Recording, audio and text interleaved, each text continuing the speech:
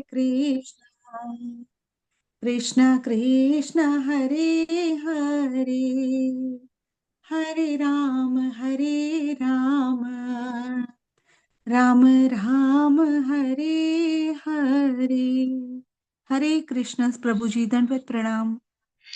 હરે કૃષ્ણ હિરલ માતાજી, ખૂબ ખૂબ ધન્યવાદ સુંદર મજાના કીર્તન માટે એન્ડ ખૂબ ખૂબ ધન્યવાદ સ્વભક્તિ શ્રીયા માતાજી એન્ડ વિશાલ આહિર પ્રભુ સુંદર મજાના શ્લોકનું પઠન અને અનુવાદનું પઠન કરવા બદલ ખૂબ ખૂબ હરે ધન્યવાદ. કૃષ્ણ પ્રભુજી, હરે દંડવત કૃષ્ણ પ્રણામ. પ્રભુજી. પ્રણામ. હરે હરે કૃષ્ણ કૃષ્ણ પ્રભુજી. અને હરે બધા જ હરે વહાલા કૃષ્ણ વૈષ્ણવોનું પ્રભુજી. ખૂબ ખૂબ હૃદયપૂર્વકનું સ્વાગત છે. વેલકમ.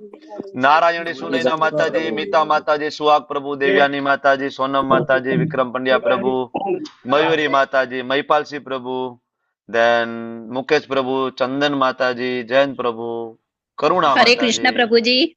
હરે હરે કૃષ્ણ, કૃષ્ણ પ્રભુ. નૈના માતાજી, વિક્રમી પ્રભુ, ધર્મેન્દ્ર પ્રભુ, જયેશ પ્રભુ, અર્ચના હરે માતાજી, કૃષ્ણ પ્રભુજી. હરે કૃષ્ણ. વહાલા વૈષ્ણવો આપ સૌનું ખૂબ ખૂબ સ્વાગત છે. જ્યોતિ માતાજી, મિત્તલ ખોખર માતાજી, નેહા હરે કૃષ્ણ માતાજી, પ્રભુજી. હરે કૃષ્ણ. હરે કૃષ્ણ, હરે કૃષ્ણ. હરે કૃષ્ણ રેખા માતાજી, પ્રભુજી. લલિત પ્રભુ, હરે કૃષ્ણ. નેહા માતાજી, હરે કૃષ્ણ. ચેતના માતાજી, ઉર્વિશી માતાજી, વેલકમ. જિજ્ઞાસી માતાજી, હરે કૃષ્ણ. ગીતા માતાજી, હરે હરે કૃષ્ણ. કૃષ્ણ પ્રભુજી. હરે કૃષ્ણ. ચાલો શરૂઆત કરીએ. ખૂબ હરે ભાવપૂર્વક કૃષ્ણ પ્રભુજી. પ્રેમપૂર્વકની દંડવત પ્રાર્થના. પ્રણામ. હરે કૃષ્ણ. લલિત પ્રભુજી ત્યાંથી નાના નાના માતાજી છે. હરે કૃષ્ણ. વેલકમ. હરે કૃષ્ણ કેમ? હરે કૃષ્ણ હરે પ્રભુજી, કૃષ્ણ દંડવત પ્રભુ. પ્રણામ. હરે કૃષ્ણ. રાજેન્દ્ર પ્રભુ, હરે કૃષ્ણ. Welcome welcome. શરૂઆત કરીએ. દંડવત પ્રણામ. ઓમ અજ્ઞાનતિમિરાંધસ્ય જ્ઞાનાંજનશલાકયા ચક્ષુરુન્મિલિतं येन तस्मै श्रीगुरुवे नमः. श्रीचैतन्यमनोभीष्टं स्थापितं येन भूतले स्वयं रूप कदा मह्यं ददाति स्वपदान्तिकम्. वन्देऽहं श्रीगुरो श्रीयुतापदकमलं श्रीगुरुन् वैष्णवांश्च श्रीरूपं साग्रजातं सहगण रघुनाथान्वितं तं सजीवं साद्वैतं सावधूतं परिजनसहितं कृष्णा चैतन्यदेवं श्रीराधा कृष्ण पादान् च गणललिता श्री विशाखान्वितांश्च.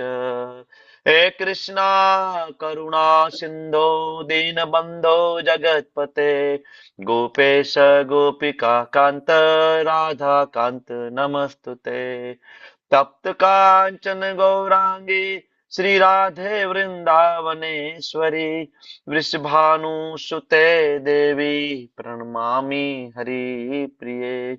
वाञ्छाकल्पतरुभ्यश्च कृपा सिन्धुभ्य एव च पतितानां पावनेभ्यो वैष्णवेभ्यो नमो नमः.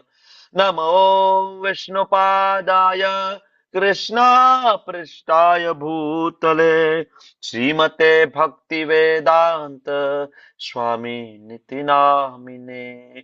नमस्ते सारस्वते देवे गौरवाणी प्रचारिणे निर्विशेषा शून्यवादी पाश्चात्यादेशतारिणे. जय श्री कृष्ण चैतन्य प्रभु नित्यानंद श्री अद्वैत गदाधर श्रीवास आदि गौर भक्त वृंदा. ચાલો સાથે મળીને હરે કૃષ્ણ હરે કૃષ્ણ કૃષ્ણ કૃષ્ણ હરે હરે હરે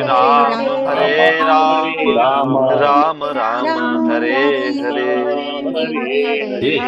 હરે કૃષ્ણ પ્રભુ. પ્રભુજી, દંડવત પ્રણામ. હરે હરે પ્રણામ. કૃષ્ણ. હરે કૃષ્ણ પ્રભુજી. હરે કૃષ્ણ પ્રભુજી, દંડવત પ્રણામ.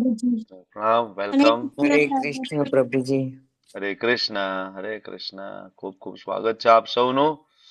ભાવના માતાજી, સોનમ માતાજી, યશોધરા માતાજી, મનોજ પ્રભુજી વેલકમ, વિમલ પટેલ પ્રભુ, જય મહાદેવી માતાજી, નિધિ માતાજી, હર્ષા માતાજી, હરે કૃષ્ણ. બાકી માઇક બંધ કરી દેજો. 1 2 3 4 વાળું માઇક બંધ કરી દો. દેન ઓકે, હર્ષા માતાજી, હરે કૃષ્ણ. મહિપાલસિંહ પ્રભુજીની બાજુમાં બે નાના નાના પ્રભુજી છે. હરે કૃષ્ણ. બંનેનું સ્વાગત છે. વેલકમ. હરે કૃષ્ણ. રોહિત પ્રભુ, હરે કૃષ્ણ. કૃષ્ણ દવે માતાજી, ઓકે ઓકે. ચંદનબેન ની બાજુમાં પ્રભુજી છે. હરે કૃષ્ણ. વેલકમ.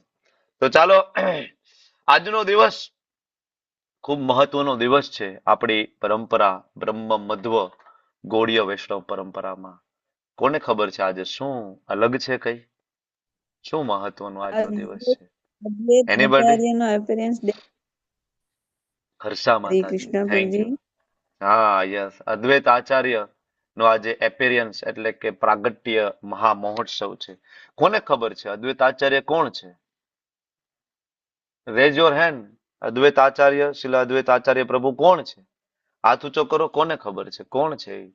આપણે ઓળખીએ છીએ? કઈ આપણને એના વિશે કઈ માહિતી? મુકેશ પ્રભુ શું કહો છો? અદ્વૈત આચાર્ય કોણ છે? ભગવાન શિવનું આ ઇન્કાર્નેશન. હા, હરી બોલ. થેન્ક યુ પ્રભુ, થેન્ક યુ. સોનમ માતાજી, કઈ એડ કરવું છે? હરે કૃષ્ણ પ્રભુજી. હરે શિવજી અને વિષ્ણુનું સંમિલિત સ્વરૂપ છે. કોમ્બિનેશન અવતાર છે. સ્વભક્તિ માતાજી, કઈ એડ કરવું છે? હા, મહાવિષ્ણુ અને સદાશિવનો અદ્વૈત આચાર્ય ને એમની પૂજા અને એમની પ્રાર્થના અને એમની વિનંતીથી ચૈતન્ય મહાપ્રભુએ અવતાર લીધો હતો આ ધરાતલ ઉપર. હરે હરી બોલ, કૃષ્ણ. હરી બોલ. થેન્ક યુ માતાજી, થેન્ક યુ. જય શ્રી પરમાર માતાજી, કઈ એડ કરવું છે તમારે? હરે કૃષ્ણ પ્રભુજી. ભગવાન શિવ અને સદાશિવનું કોમ્બિનેશન. ભગવાન સદાશિવ અને મહાવિષ્ણુનું combination. Thank you so much. બધાનો ખૂબ ખૂબ ધન્યવાદ. થોડું 5 મિનિટ એમને આપણે ગુણગાન ગાઈએ. જો કે આપણી કોઈ લાયકાત નથી કે આપણે શિલા અદ્વૈત આચાર્ય વિશે કંઈ બોલી શકીએ. મારી કોઈ લાયકાત નથી, પણ કાલી ગેલી ભાષામાં પ્રયત્ન કરીએ. કારણ કે ભગવાન શ્રી ચૈતન્ય મહાપ્રભુ આજથી 500 વર્ષ પહેલા બંગાળની અંદર પ્રગટ થયા. શ્રી કૃષ્ણ સ્વયં. તમે લોકોએ ચૈતન્ય ચરિતામૃત જો વાંચવાની શરૂઆત કરી હોય તો તમને ઘણો બધો ખ્યાલ આવી જાય કે ચૈતન્ય મહાપ્રભુ કોણ છે. અને ખાલી ચૈતન્ય ચરિતામૃતની અંદર નહીં, શ્રીમદ ભાગવતમની અંદર, ભવિષ્ય પુરાણની અંદર, અથર્વવેદની અંદર આપણે 14મો અધ્યાય લેવલ 1 માં ભણીએ છીએ ને ચૈતન્ય મહાપ્રભુ કોણ છે એના વિશે, ગરુડ પુરાણ ને, બરાબર, આ સંદર્ભ લઈને. તો સ્વયં કૃષ્ણચંદ્ર જ્યારે એને ઈચ્છા થાય છે તો એ 500 વર્ષ પહેલા રાધા રાણીનો ભાવ, રાધા રાણીનો હૃદય, રાધા રાણીનો કલર, વર્ણ લઈને આજથી 500 વર્ષ પહેલા પ્રગટ થયા. કોની કૃપાથી? અદ્વૈત આચાર્યની કૃપાથી. કારણ કે અદ્વૈત આચાર્ય એમની પહેલા આવી ગયા હતા. અદ્વૈત આચાર્ય જોયું, પોતે શિવજી છે, પોતે મહાવિષ્ણુ છે, ધારે તો તાંડવ કરીને સંહાર કરી શકે બધા અધર્મીય લોકોનું. પોતે મહાવિષ્ણુ છે, સુદર્શન પ્રગટ કરીને બધાના ગળા કાપી નાખે. પણ અદ્વૈત આચાર્ય જોયું કે તાંડવ કરીને જો બધાનો વધ કરી નાખીશ અથવા તો સુદર્શન પ્રગટ કરીને વધ કરી નાખીશ તો બધાનો જ વધ કરવો પડે એવું થઈ ગઈ કન્ડિશન. કારણ કે કળિયુગ આવી ગયો છે, બરાબર. બધા જ પાપી જીવો, ભગવાન પ્રત્યે કોઈ કરુણા નહીં, ભગવાન પ્રત્યે કોઈ પ્રેમ નહીં.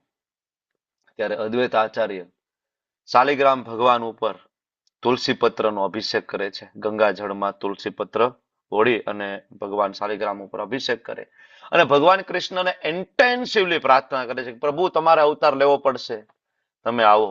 અને પ્રભુ તમે જેટલા પણ આજ પેલા અવતાર લીધા છે એમાં તમે અસુરોનો વધ કર્યો છે, પણ આ વખતે પ્રભુ તમે એવો અવતાર લો કે વધ નહીં, ઉદ્ધાર કરો. પાપીઓનો ઉદ્ધાર કરવા માટે આ વખતે પ્રગટ થાવ, બરાબર. ત્યારે ભગવાન શ્રી ચૈતન્ય મહાપ્રભુ એમની ઇન્ટેન્સ પ્રેયર ના કારણે આજથી 500 વર્ષ પહેલા બંગાળમાં પ્રગટ થયા.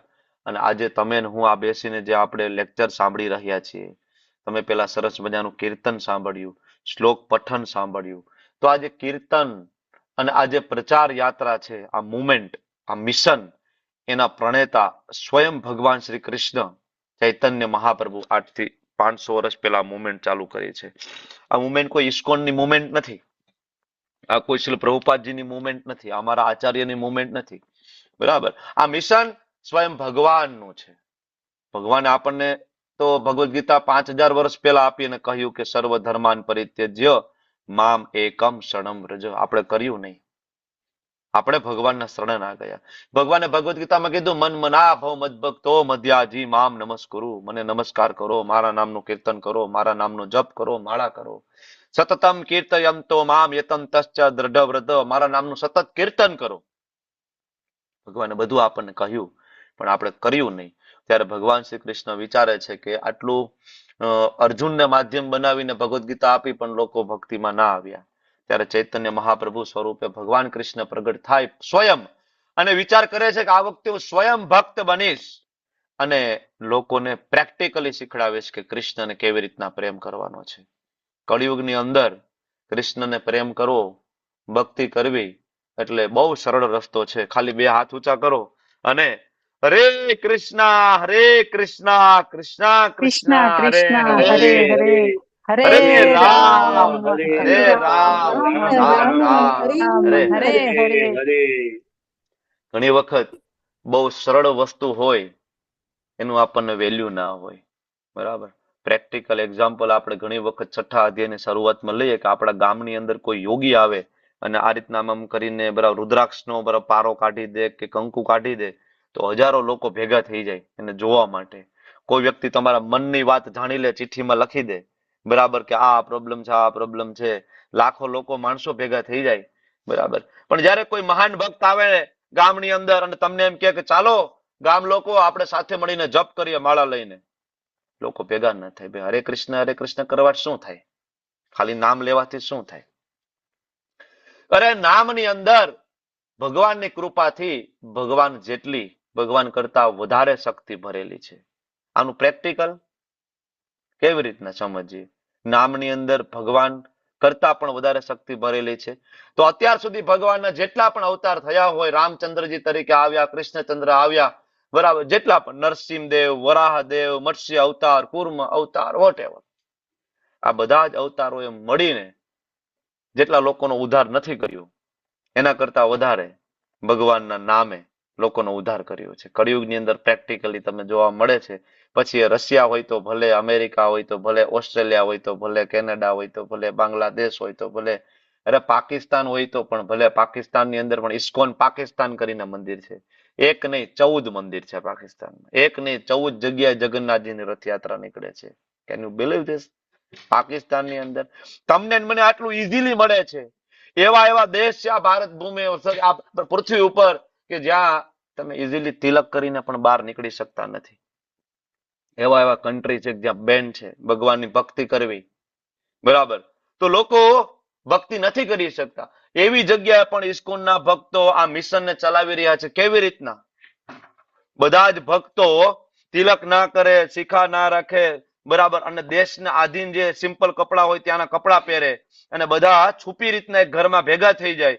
ઘરમાં જઈને એક રૂમમાં જઈને બધા કપડા બદલાવે, ધોતી કુર્તો પહેરી લે, તિલક કરી લે, ઘર બંધ, ઘર બારી બધું બંધ, બરાબર, ને પછી ધીમા ધીમા અવાજે કીર્તન કરે, ભગવાનની અર્ચના પૂજા કરે, માતાજીઓ સરસ મજાનો પ્રસાદ બનાવે, સાથે મળીને બધા પ્રસાદ ખાય અને પ્રસાદ જેવો ગ્રહણ કરે, બધા પાછા રૂમમાં જાય, બરાબર, બધું બરાબર પાછું તિલક કાઢી નાખે, માથે ટોપી પહેરી લે અને પાછા દેશને રિલેટેડ પાછા કપડા પહેરીને બહાર નીકળી જાય.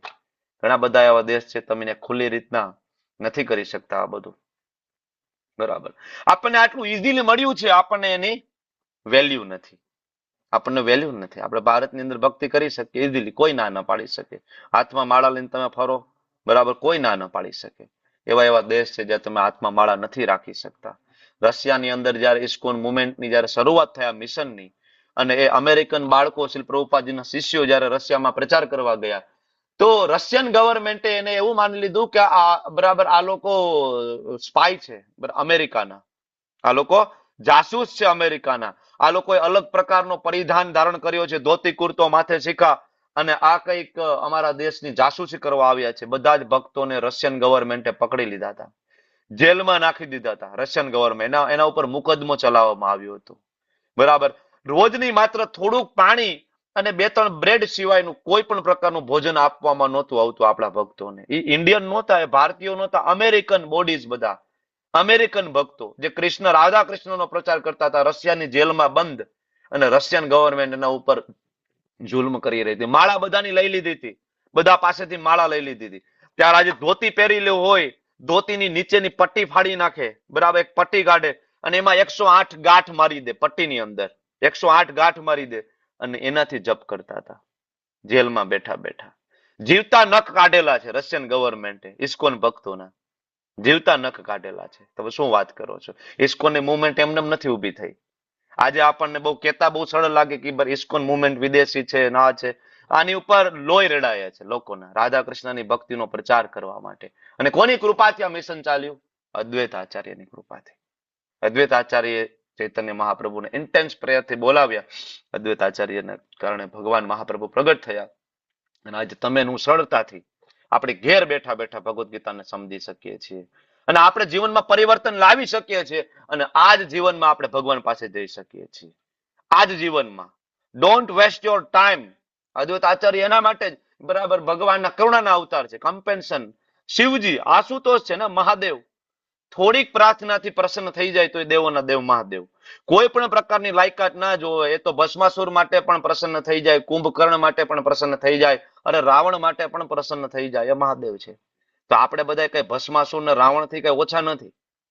ખાલી આપણે માથે 2 શિંગડા નથી, 10 માથા નથી, બાકી એક માથાની અંદર 20 માથા જેટલો કામ ક્રોધ લોભ ભરીને બેઠા છીએ. રાવણને તો 10 માથા દેખાતા હતા, આપણા 20 માથા દેખાતા નથી. ફેર એટલો છે, બાકી એને બધું ભરેલું છે. આપણે રાવણ કરતા ઉતરતા નથી. તો આપણા માટે કૃપા કરવા માટે અદ્વૈત આચાર્ય ભગવાન શ્રી ચૈતન્ય મહાપ્રભુને પ્રગટ કર્યા છે.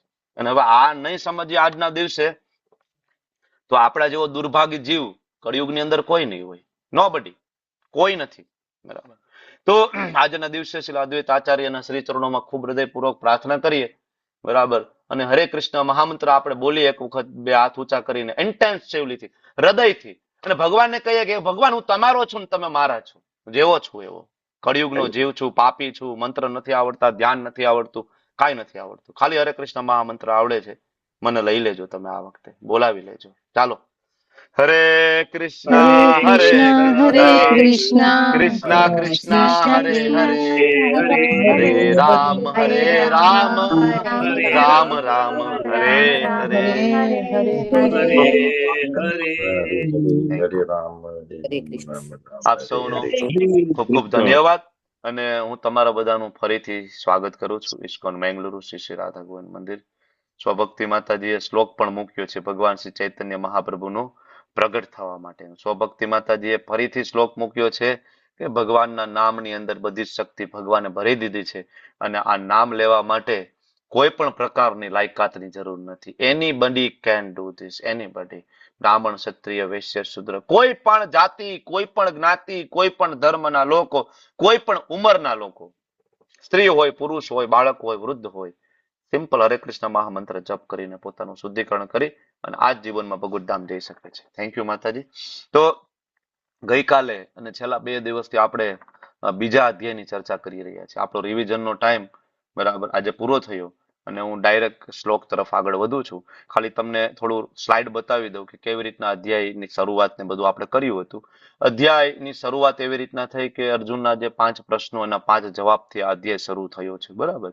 શરૂઆતના જે શ્લોકો છે ફરીથી અર્જુનનું એક ક્રંદન ચાલી રહ્યું છે, પ્રભુ મારાથી નહીં થાય, I can not do this. હું જંગલમાં જતો રહીશ પણ હું તો યુદ્ધ નહીં કરું. ભગવાન એને ખીજાય છે કે આવી નામ હૃદય તારામાં ક્યાંથી આવી.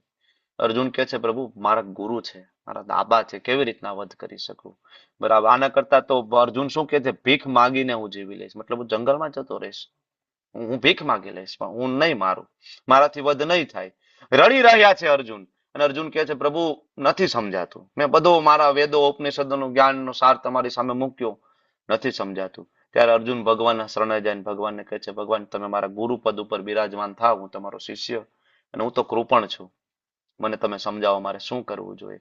ત્યારે ભગવાન અર્જુનને જ્ઞાન આપવાની શરૂઆત કરે છે અને ભગવાન કહે છે અર્જુન અશોચાન અનવશોચસ્તમ પ્રજ્ઞાવાદાસ ભાસ છે. તું લાગે છો વિદ્વાન જેવી વાતો કરે છો પણ આ વિદ્વતા ભરી વાત નથી, આ પંડિતાઈ ભરેલી વાત નથી. કારણ કે તું જેના માટે શોખ કરે છો તો આ મળમૂત્રનો કોથરો છે, 3 ધાતુથી ભરેલો કોથરો છે, રસ રક્ત વાત પિત્ત અને કફ, બરાબર. ભગવાન કહે છે આત્મા ઉપર ફોકસ કરો અર્જુન, આપણે શરીર નથી, આપણે આત્મા છીએ. પેલા પણ તું અત્યારે છો, આગળ પણ રહીશ.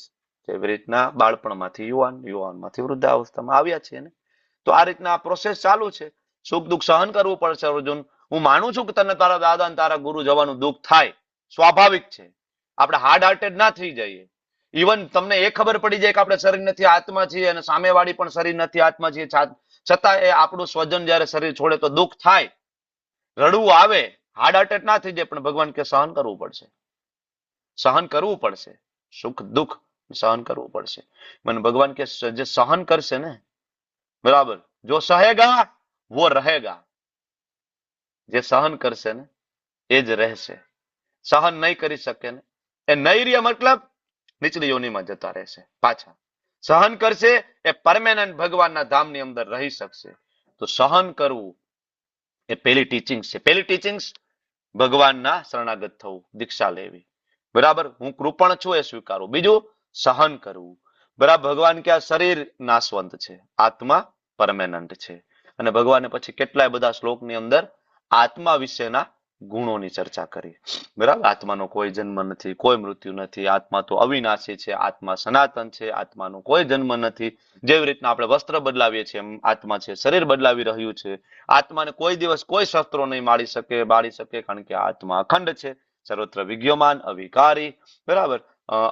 આત્મા અદ્રશ્ય, અચિંત્ય. ભગવાને આત્માના ઘણા બધા લક્ષણો 30 શ્લોક સુધી આપી અને આપણે જોયું કે 30 અલગ અલગ લક્ષણો આત્માના આપણે જોયા. ભગવાને અર્જુનના પહેલા પ્રશ્નનો જવાબ આપી દીધો કે અર્જુન, આ શરીર માટે તું શોક કરી રહ્યો છે ને, વ્યાજબી નથી આ. પછી અર્જુનનો બીજો પ્રશ્ન, કોઈ આનંદ નથી. ભગવાન 31 થી લઈને 37 શ્લોકમાં અર્જુનને કહે છે, અર્જુન આનંદ નથી, બરાબર, પણ દરેક વસ્તુ આનંદ માટે ના હોય. પ્રિસ્ક્રાઇબ ડ્યુટી ઘણું બધું છે. આપણે સવારથી લઈને રાત સુધી કામ કરવા જવામાં આનંદ આવે છે. જેટલા અહીં પ્રભુજી છે, માતાજી છે, જોબ કરતા હશે બહાર જઈને, શું લાગે? મજા આવે છે. સવારે નીકળી જાય, ટિફિનના ડબલા લઈને, રાત્રે પાછા આવે, કોઈક બોસની નીચે આપણે કામ કરવાનું, બરાબર, મજા આવે છે? નથી આવતી ને, છતાં આપણે કરીએ છીએ ને. બેટમેન લક્ષણો એટલે શું? ચેટ બોક્સમાં કંઈક લખ્યું છે, તમે લોકો રિપ્લાય આપતા જજો. તો શું લાગે ભાઈ, મજા આવે છે આપણને? મજા આવે? નહીં નહીં ને, ડ્યુટી છે, આપણે કરીએ છીએ ને. માતા પિતાની સેવા, બાળકો માટે આપણે બધા મથીએ છીએ ને, સવારથી લઈને રાત સુધી. રાત પડીને પ્રભુજી માતાજી જોબ ઉપરથી આવે, કેટલી બધી હેરાનગતિ હોય, કેટલી બધી માતાજીઓને પજવણી થતી હોય. ઘણી વખત તો આપણે કઈ પણ ના શકતા હોય, બરાબર, હેરાન થતા હોય, છતાં આપણે કરતા હોય. શેના માટે? કે ભાઈ ડ્યુટી છે. બધી વસ્તુ મજા માટે ન હોય. ભગવાન અર્જુનને કહે છે ભાઈ બધું મજા માટે ના હોય, ડ્યુટી છે, તું ક્ષત્રિય છો, તારે કરવું જોઈએ. અને આવો અવસર વારંવાર નહીં પ્રાપ્ત થાય. દરેક સૈનિકોને બરાબર યુદ્ધનો અવસર ના મળતો હોય, તને મળ્યો છે, તારે એને વધાવવો જોઈએ, બરાબર. અને અર્જુન કહે છે પણ પાપ લાગશે. ભગવાન કે તું નહીં કરે તો પાપ લાગશે, બરાબર. આપણે હજી ભક્ત પૂરેપૂરા ના બન્યા હોય અને આપણને એમ થાય કે હું ઘર છોડી દઉં ને હું બરાબર પરિવાર છોડી દઉં, કારણ કે આ કામ કરવામાં, જોબ કરવામાં તો પાપ છે, પ્રભુજી કહેતા હતા, બરાબર. પણ નહીં, છોડી દેવામાં પાપ છે. જ્યાં સુધી આપણી એ લેવલની કન્વિક્શન નથી આવ્યું, ભક્ત એ લેવલના આપણે નથી બન્યા, બરાબર. અને હજી આપણા આધીન નાના નાના બાળકો છે, પત્ની છે, માતા પિતા છે, ને છોડીને જતું રહેવું, એની અલ્ટરનેટ કોઈ વ્યવસ્થા આપણે કર્યા વગર જતું રહેવું, ભગવાન કે પાપ છે. તમે તમારી જવાબદારી છોડી દીધી છે. એટલે ભગવાન અહીં કહે છે કે અર્જુન, કર્તવ્યની ઉપેક્ષા કરીશ તો પાપ લાગશે. તું ક્ષત્રિય છો, તું નહીં લડે તો કોણ લડશે ભાઈ? કોણ લડશે? આવનારી પ્રજા લડશે દુર્યોધન દુશાસન સાથે? નહીં લડી શકે. તમારા જેવા બાહુબલીઓ નથી લડી શકવાના, ના પાડી દે તો આગળ કોણ લડશે? કઈ સ્ત્રી સેફ રહેશે? તને અકીર્તિ, અપયશનું તારું વર્ણન કરશે. અર્જુન, આ બિલકુલ ક્ષત્રિયો માટે સારું નથી, કારણ કે મોટા મોટા યોદ્ધાઓ તારા નામના ગુણગાન ગાય છે. અરે ક્યાં વાત કરે છે અર્જુન, શિવજી તારા નામનું ગુણગાન કરે. તારી ખ્યાતિ કૈલાશ સુધી ફેલાયેલી છે. ભગવાન અર્જુનને શું કહે છે? અર્જુન, તારી ખ્યાતિ છે ભગવાન મહાદેવ કૈલાશ પર્વત સુધી ફેલાયેલી છે. તારી ખ્યાતિ સ્વર્ગલોકમાં ઇન્દ્રદેવ સુધી ફેલાયેલી છે. અને તું આવી નાની નાની વાતમાં તો એમ કે ના ના ના ના, બધું આનંદ માટે નથી હોતું. એટલે આ ભગવાન અર્જુનનો જવાબ, પ્રશ્ન આનંદ, એના જવાબમાં કહે છે ભાઈ બધું આનંદ માટે ન હોય, ધિકાર છે તને. આનાથી વધારે તારું દુઃખ કયું હોય? તને ધિકાર છે અર્જુન. અને જતાય તું આનંદની વાત કરતો હોય તો આમાં દુઃખ જેવું ક્યાં છે? ભગવાન એક શ્લોક લઈને આવે છે 37માં, કે અર્જુન તને એમ લાગે આનંદ, તો અર્જુન બે હાથમાં લાડુ છે. જો એક તો તું હારી જઈશ તો તારું મૃત્યુ થઈ જશે, મૃત્યુ થઈ જશે. અને મૃત્યુ થઈ જશે તો સ્વર્ગની પ્રાપ્તિ થશે, કારણ કે ધર્મ ક્ષેત્ર છે, બરાબર. અને તું જીતી જઈશ ધારો કે, તો ભગવાનના બરાબર તું ચક્રવર્તી સમ્રાટ બની જઈશ. તો પછી ક્યાં પ્રોબ્લેમ છે અર્જુનામાં? બે હાથમાં તો લાડુ છે ભાઈ, તું કે છો તો બરાબર. એટલે પાપના ભયનો જવાબ આગળ પણ આપ્યો, અહીંયા પણ આપે છે કે નહીં. ભગવાન કે છે અર્જુન પાપનો ભય છે ને, હું કહું છું કે જય પરાજયનો વિચાર કર્યા વગર મારા માટે યુદ્ધ કરો, યુદ્ધ કરવા ખાતર કર, બીકોઝ આઈ ઓર્ડર યુ. ભગવાન કે હું તને ઓર્ડર આપું છું ને, બરાબર તું કર. એટલે ભગવાન આ રીતના અર્જુનને આત્મા અને શરીર વિશેનું જ્ઞાન એટલે કે સાંખ્ય યોગનું જ્ઞાન આપ્યું. હવે ભગવાન અર્જુનને શીખડાવે છે કે કેવી રીતના કર્મ કરીશું અને પાપના બંધનમાંથી બહાર નીકળી જઈશું. એટલે ભગવાન નિષ્કામ કર્મયોગની સલાહ આપે છે અર્જુનને. અને નિષ્કામ કર્મયોગની સલાહનો પહેલો શ્લોક ભગવાન આપે છે, નેહા વિક્રમ નાશો સ્ત્રી પ્રત્યવાયો ન વિદ્યા. આઈ થિંક આ શ્લોક સુધી આપણે ગઈકાલે કવર કર્યું હતું, બરાબર. ભગવાન કહે છે કે આ બુદ્ધિ યોગની અંદર પ્રયાસ કરવો, આમાં કોઈ બરાબર થોડોક પણ પ્રયત્ન કોઈ કરી લે ને, ડોન્ટ વરી, થોડોક પણ પ્રયત્ન. હનુમાનજીએ રામચંદ્રજીની સેવા માટે લંકા બાળીને ભસ્મ કરી, બરાબર. નાની એવી ખિસકોલીએ રામ સેતુના નિર્માણની અંદર બરાબર પોતાના શરીર ઉપર ચોટેલી ધૂળ બરાબર એ વચ્ચેના બે બરાબર જે પથ્થરની જે બરાબર સાંધા એને પૂરવા માટે યુઝ કરી. ભગવાન એને પણ પ્રેમ કરે છે, ભગવાન હનુમાનજીને પણ પ્રેમ કરે છે. અરે ભગવાન તો વિભીષણને પણ પ્રેમ કરે છે. વિભીષણ એક વખત રામચંદ્રજીને આવીને કહી દીધું, પ્રભુ હું તમારો છું, તમે મારા છો, તમારે જે કરવું હોય તો હું તમારા શરણાગત છું. બીજા બધાએ ના પાડી રામચંદ્રજીને, ભાઈ આ તો દુશ્મનનો ભાઈ છે, આ તો આવીને આપણી સિક્રેટ વાતો ત્યાં મોકલાવી દેશે તો વિભીષણ. ભગવાન કે નહીં, એનો મારો આશ્રય લીધો છે. રામચંદ્રએ વચન આપ્યું છે કે એનો મારો આશ્રય લીધો છે, હું એને તર છોડી ના શકું. વિભીષણનો લંકા ઉપર વિજય કર્યા પહેલા રાજ્ય અભિષેક ભગવાન કરે છે. તમે લોકોએ રામાયણ વાંચી હશે, રામાયણ જોઈ હશે.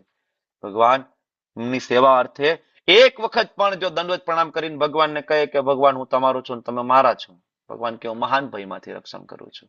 અને છેલ્લા બધા જ કન્ક્લુઝન આપ્યા પછી અર્જુન કે છે અનિર્ણિતા. ત્યારે ભગવાન અનિર્ણિતાનો જવાબ 41માં શ્લોક આપે છે, વ્યવસાયિત્મિકા બુદ્ધિર એકેહ કુરુ નંદન. હે અર્જુન, બુદ્ધિ નો ઓરિજિનલ વ્યવસાય, વ્યવસાય એટલે બિઝનેસ ને, વ્યવસાય એટલે બિઝનેસ. અને બુદ્ધિનો વ્યવસાય શું છે? બુદ્ધિ લગાડીને શેર બજારમાં બુદ્ધિ લગાડીને પૈસા કમાવા માટે બુદ્ધિ આપેલી છે, બરાબર. બુદ્ધિ કાળા બજારમાં લગાડીને કેવી રીતના નાના માણસોનું શોષણ કરીને એના માટે બુદ્ધિ આપેલી છે. બુદ્ધિનો ઓરિજિનલ વ્યવસાય શું? બરાબર, મય બુદ્ધિ નિવેશય. આગળ આવશે, તારી બુદ્ધિ મારામાં ઇન્વેસ્ટ કર. મય બુદ્ધિ નિવેશય, નિવેશ કરો, ઇન્વેસ્ટ કરો, મય મારામાં બુદ્ધિ. તો બુદ્ધિનો ઓરિજિનલ વ્યવસાય શું? બુદ્ધિને ક્યાં ઇન્વેસ્ટ કરવાની છે? ભગવાનમાં. જે લોકો પોતાની બુદ્ધિને ભગવાનમાં ઇન્વેસ્ટ કરે છે એનું એક એને ખબર છે મારા જીવનમાં શું કરવાનું છે. એને ખબર છે કે આટલા વર્ષ સુધી પૈસા કમાવાના છે, આટલા વર્ષે મારે રિટાયરમેન્ટ લેવાનું છે, બરાબર. મારે આટલી ભક્તિ કરવાની છે, મારે મંગલા આરતીમાં ઉઠવાનું છે, મારે 16 માળા કરવાની છે.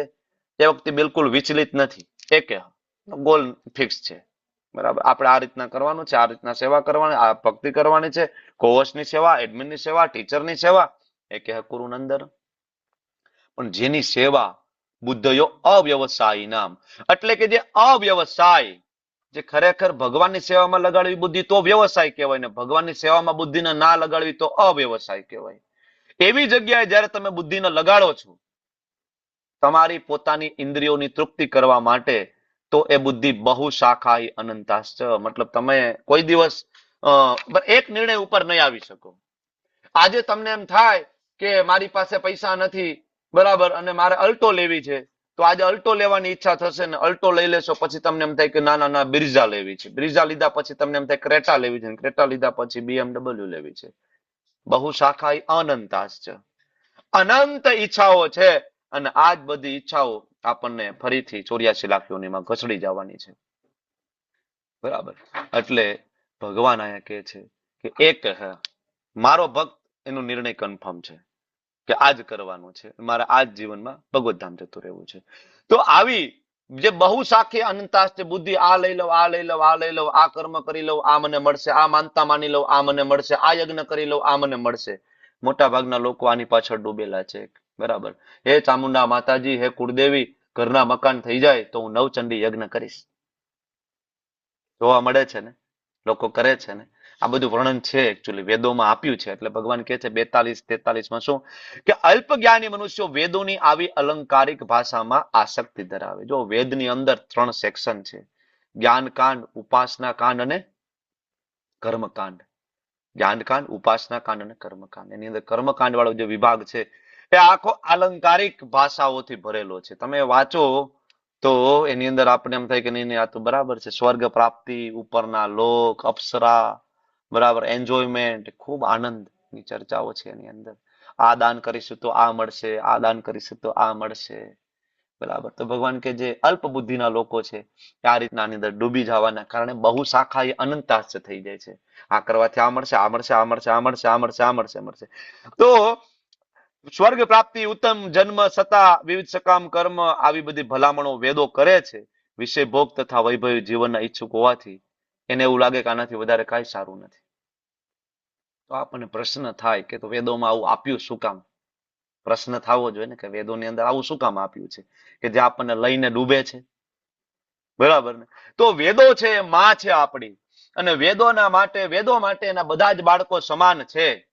પછી એ વૈષ્ણવ હોય તોય ભલે, તમોગુણી હોય તોય ભલે, રાક્ષસ હોય તોય ભલે, રજોગુણી હોય તોય ભલે, વેદ આપણી માં છે. તમે બધાને કહેશો, બરાબર, પ્રચાર કરવા જશો કે આવતીકાલથી બધા વૈષ્ણવ બની જજો, ડુંગળી, લસણ, ચા, કોફી, પાન, માવા, બીડી, તમારે બરાબર તમાકુ, સિગારેટ, જુગાર, માંસાહાર છોડી દો. આવતીકાલે 8 વાગે ઉઠવાનું બંધ કરીને 4 વાગે ઉઠવા માંડો, બ્રહ્મ મુહૂર્તમાં તિલક ધારણ કરો, મુંડન કરો, શિખા રાખો, વૈષ્ણવ પરિધાન પહેરો. માનશે આપણું? નહીં માને ને, બહુ વિરલાઓ માનશે. તો શું કરવાનું? આ લોકોનો ઉદ્ધાર નહીં થાય જે નથી માનતા એનો. તો વેદ છે એ માં છે, એટલે વેદ આપણને એક એક પગથિયું ચડાવીને પછી લઈ જાય છે. તો વેદની અંદર પંચદેવની પૂજા પણ છે. ત્યારે ભગવદ્ ગીતામાં આપણે જોઈએ છીએ કૃષ્ણની પૂજા સર્વોપરી છે ને, પણ એ જ વેદની અંદર પંચદેવની પૂજા પણ છે. સૂર્યદેવની પૂજા છે, ગણેશજીની પૂજા છે, બરાબર, દુર્ગા માતાની પૂજા છે, શિવજીની પૂજા છે, અને છેલ્લે ભગવાન વિષ્ણુની પૂજા છે. આને કહેવાય પંચદેવ પૂજા. અને આ જ પંચદેવની પૂજાના પ્રાણ પ્રતિષ્ઠા મંત્ર છે વેદોમાં. આના સિવાય કોઈની પ્રાણ પ્રતિષ્ઠાના મંત્રો જ નથી. તમે જોજો, આના સિવાય કોઈની પ્રાણ પ્રતિષ્ઠાના મંત્ર નથી, બરાબર, મંત્ર આપ્યા જ નથી. તો પ્રાણ પ્રતિષ્ઠા કેવી રીતના થાય? આજે 5 જે પંચદેવ એની પૂજાના મંત્રો છે. તો લોકો કોઈ સૂર્યદેવની પૂજા કરે તો ધીમે ધીમે એ એક સ્ટેપ આગળ વધીને પછી ગણેશજીની પૂજા કરવા લાગે, બરાબર. ગણેશજીની કોઈ પૂજા કરતો હોય તો ગણેશજી એના ઉપર કૃપા કરે ને નેક્સ્ટ બર્થ ની અંદર એમના માતા એટલે કે દુર્ગા માતાની પૂજા કરે, બરાબર, ભવાની માતાની પૂજા કરે. અને જયારે કોઈ માતા ભવાની, માતા દુર્ગા, માતા પાર્વતીની કોઈ પૂજા કરે તો માતાજી એના ઉપર કૃપા કરે તો નેક્સ્ટ જન્મમાં કોઈ શિવજીની પૂજા કરે. અને શિવજી જયારે કૃપા કરે ત્યારે એ વ્યક્તિ વૈષ્ણવ બની જાય. તો જરૂરી નહીં કે બધા લોકો તરત જ વૈષ્ણવ બની જાય. તો સમાજની અંદર બધા પ્રકારના લોકો જોવા મળે છે ને આપણને. શિવજીના ભક્તો જોવા મળે, માતાજીના ભક્તો જોવા મળે, ગણેશજીના ભક્તો જોવા મળે, સૂર્યની ઉપાસના કરનારા લોકો મળે. એટલા માટે મળે કે વેદની અંદર બધું આપ્યું છે ને, વેદમાં છે, બરાબર, અને બધાને લઈ જવું છે. પણ શ્રીમદ ભાગવત મહાપુરાણ જયારે ભગવાન વેદ વ્યાસજીએ 4 વેદ, 17 પુરાણ, 17 ઉપપુરાણ, 108 ઉપનિષદ, શ્રુતિ, સ્મૃતિ, ઇતિહાસ બધું આપ્યા પછી પણ વેદ વ્યાસજી છે અજ્ઞાનના અંધકારમાં ડૂબી રહ્યા છે, બરાબર. He is crying. તમે શ્રીમદ ભાગવતમ સ્કંદ 1 વાંચશો, લગભગ 4, 5મા ને 5મો અને 6ઠામાં નારદજી વેદ વ્યાસજી બરાબર વચ્ચેનો સંવાદ છે. અને જયારે વેદ વ્યાસજી પોતે ખૂબ અજ્ઞાનમાં ડૂબી ગયા, નથી સમજાતું શું કરવું જોઈએ. જેમ અહીંયા અર્જુન કહે છે ને અનિર્ણયતા. વિચાર કરો, વેદોનું જેને નિર્માણ કર્યું એ કન્ફ્યુઝનમાં છે, બરાબર. અને પછી એના ગુરુ નારદજી આવે છે, નારદજી એને ઠપકો આપે છે કે વેદ વ્યાસજી તમે આપ્યું ઘણું બધું, પણ એની અંદર ભગવાનના ભક્તો પરમહંસોનું મન રમે એવા ભગવાન શ્રી કૃષ્ણ પૂર્ણ પુરુષોત્તમ ભગવાનની ખ્યાતિ, એની લીલાઓ વિશે ક્યાં તમે લખ્યું છે? ડાયરેક્ટ સ્કેટર્ડ લખ્યું છે, સ્કેટર્ડ છૂટું છૂટું છે. બ્રહ્મવૈદ પુરાણમાં છે, પદ્મ પુરાણ, બધી છૂટું છૂટું થોડું થોડું બધી જગ્યાએ લખ્યું છે, બરાબર. અને વેદ વ્યાસજીએ શિવ પુરાણ વાંચો તો તમને એવું લાગે શિવજી ભગવાન છે. દેવી ભાગવત વાંચો તમને એમ લાગે દેવી બરાબર ભગવાન છે, માતાજી ભગવાન છે, બરાબર. તો જે પુરાણ વાંચો તમને એવું લાગશે એ જ ભગવાન છે. વેદોમાં તો ઇન્દ્રને પણ ભગવાન તરીકે બરાબર લખેલા છે, ને ઇન્દ્રોની કેટલી બધી સ્તુતિ છે. ઇન્દ્રને પ્રસન્ન કરવા માટેના યજ્ઞો પણ છે. એટલે નારદજી ખીજાય છે કે તમે આપ્યું છે બરાબર છે, બરાબર, કે ભાઈ તમે બધાને પ્રેમ કરો છો, બધી પ્રકારના લોકોને પ્રેમ કરો, ઇટ્સ ઓકે, બધાને તમારે ઉપર લઈ જવા છે, ઇટ્સ ઓકે. પણ જે ખરેખર પરમહંસોનું મન રમે એ જ્ઞાન ક્યાં આપ્યું છે તમે? ત્યારે વેદવ્યાસજી શ્રીમદ ભાગવત મહાપુરાણની રચના કરે છે. એટલે ભાગવત મહાપુરાણ જે છે ને એ સાર છે, અલ્ટિમેટ ટ્રુથ છે. એટલે જ્યાં સુધી કોઈ વ્યક્તિ ભાગવત નથી વાંચતો ને ત્યાં સુધી એને ખબર ના પડે ઇવન સૃષ્ટિ સર્જન કેવી રીતના થાય. શિવ પુરાણ વાંચે તો એને ખબર પડે કે સૃષ્ટિનું સર્જન ઓમ માંથી થયું, શબ્દમાંથી. દેવી ભાગવત વાંચે તો એને એવું લાગે કે દેવી માંથી થયું.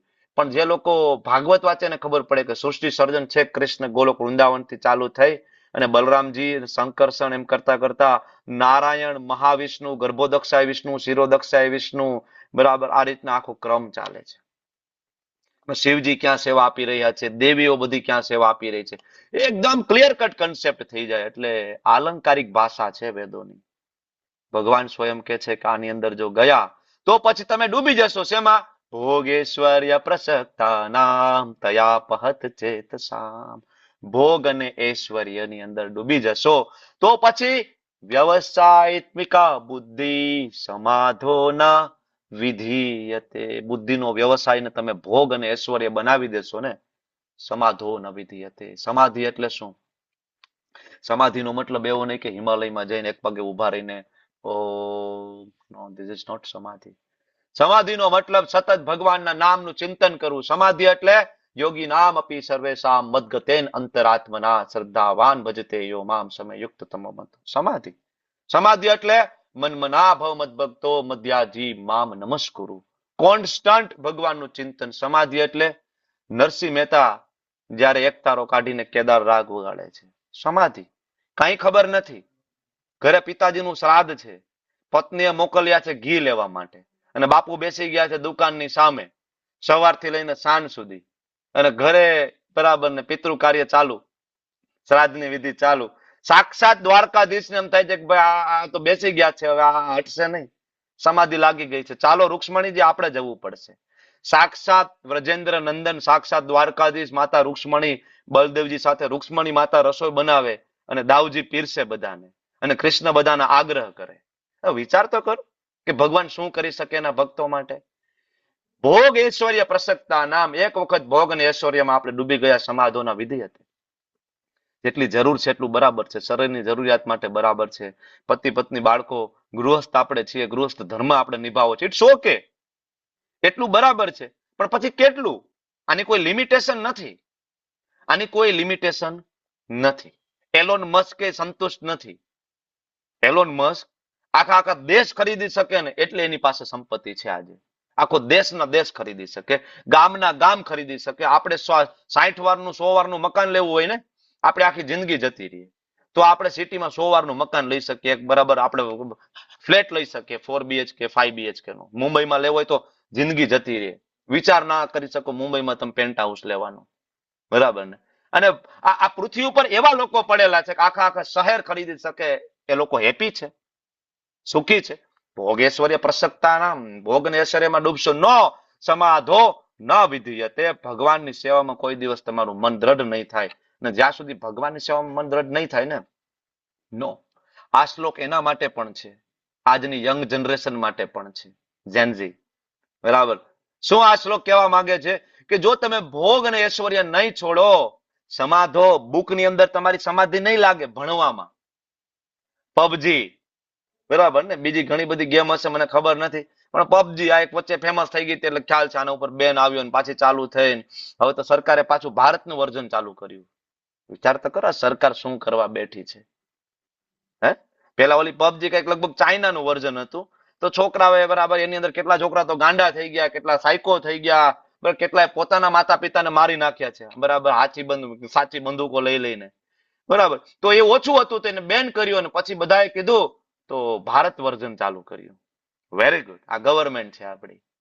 લોકો તો તમને ગવર્મેન્ટ પાસે દારૂ માંગે તો દારૂ હાટડા ગવર્મેન્ટ કરતી. આ ગવર્મેન્ટ છે. આને ગવર્મેન્ટ ના કહેવાય. ગવર્મેન્ટ ધારે તો 1 સેકન્ડની અંદર, એક જાહેરાતની અંદર આ બધું બંધ કરાવી શકે.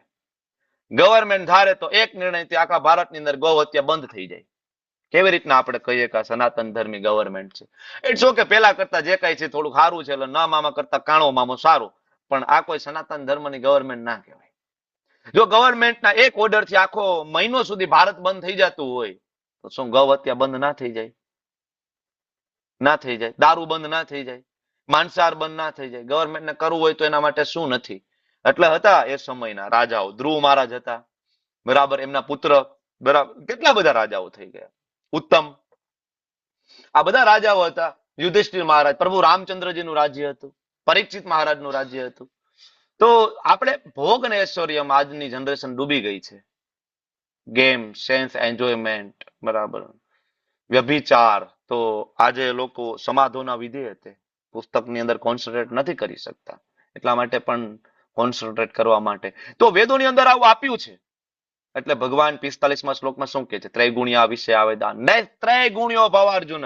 અર્જુન, વેદમાં 3 ગુણો વિશેની જ ચર્ચા છે, સત્વગુણ, રજોગુણ, તમોગુણ. તો શું વેદોને નકારી દેવાના આપણે? વેદો નહીં માનવા? નહીં, વેદોને માનવાના, પણ વેદોનો સાર પકડવાનો છે.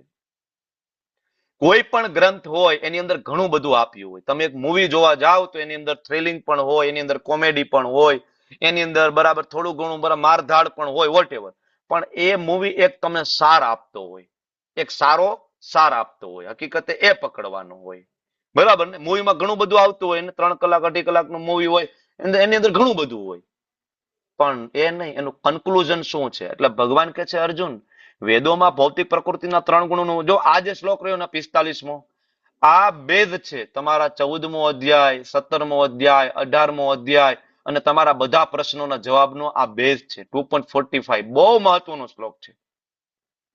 કારણ કે 4 વેદો, 18 બરાબર પુરાણો અને 108 ઉપનિષદો એ ડિવાઇડેડ છે સત્વગુણ, રજોગુણ, તમોગુણમાં. પુરાણ પણ એ રીતના છે, 6 પુરાણ સત્વગુણ, 6 પુરાણ રજોગુણ, 6 પુરાણ તમોગુણ. કારણ કે બધી પ્રકારના લોકોને ભગવાન પ્રેમ કરે છે ને, વેદ વ્યાસજી, તો બધા માટે આપ્યું છે. દારૂ પીવાની બહુ ઈચ્છા હોય તો ઇટ્સ ઓકે, તમે જાઓ ઉજ્જૈન, ભગવાન કાળ ભૈરવને તમે ઓફર કરો અને પછી પ્રસાદી સ્વરૂપે લ્યો. આવો ઉલ્લેખ પણ છે વેદોની અંદર. કારણ કે એને પ્યુરિફાય તો કરવાના ને, ધીમે ધીમે એને ભગવાનના ધામમાં તો લઈ જ જવાના છે ને. માંસાહાર કરતા હોય એને લઈ જવાના જ છે ને. એટલે વેદોમાં બધું જ છે, પણ એનો સાર શું છે? તો શું આપણે વેદ વાંચીને આપણે દારૂ પીવા માંડીએ? શું આપણે વેદ વાંચીને આપણે માંસાહાર કરવા માંડીએ? ઉલ્લેખ તો છે માતા કાલીને પશુ બલિનો વધ પણ છે વેદોમાં. એવા યજ્ઞોનું પણ વર્ણન છે, પશુ બલિના માટેના યજ્ઞોનું વર્ણન વેદોમાં છે. તો શું કરવાનું? પશુ બલિ કરવાની, કાપવાના પશુઓને? નહીં. What is the conclusion of Veda? એટલે અહીં કહે છે અર્જુન, 3 ગુણોથી ઉપર જે છે એ કન્ક્લુઝન છે. 3 ગુણોથી ઉપરનું કન્ક્લુઝન છે. 3 ગુણોથી પર થા, ત્યારે તું દ્વંદ્વો અને લાભ અને સુરક્ષાની બધી ચિંતાઓથી રહિત થઈને આત્મપરાયણ થઈ શકે. બાકી તમે સત્વગુણમાં રહો, રજોગુણમાં રહો, 3 સાંકળ છે. 14મા અધ્યાયમાં ભણીએ છીએ ને, લેવલ 1માં કન્સેપ્ટ આપણો ક્લિયર થઈ ગયો છે ને.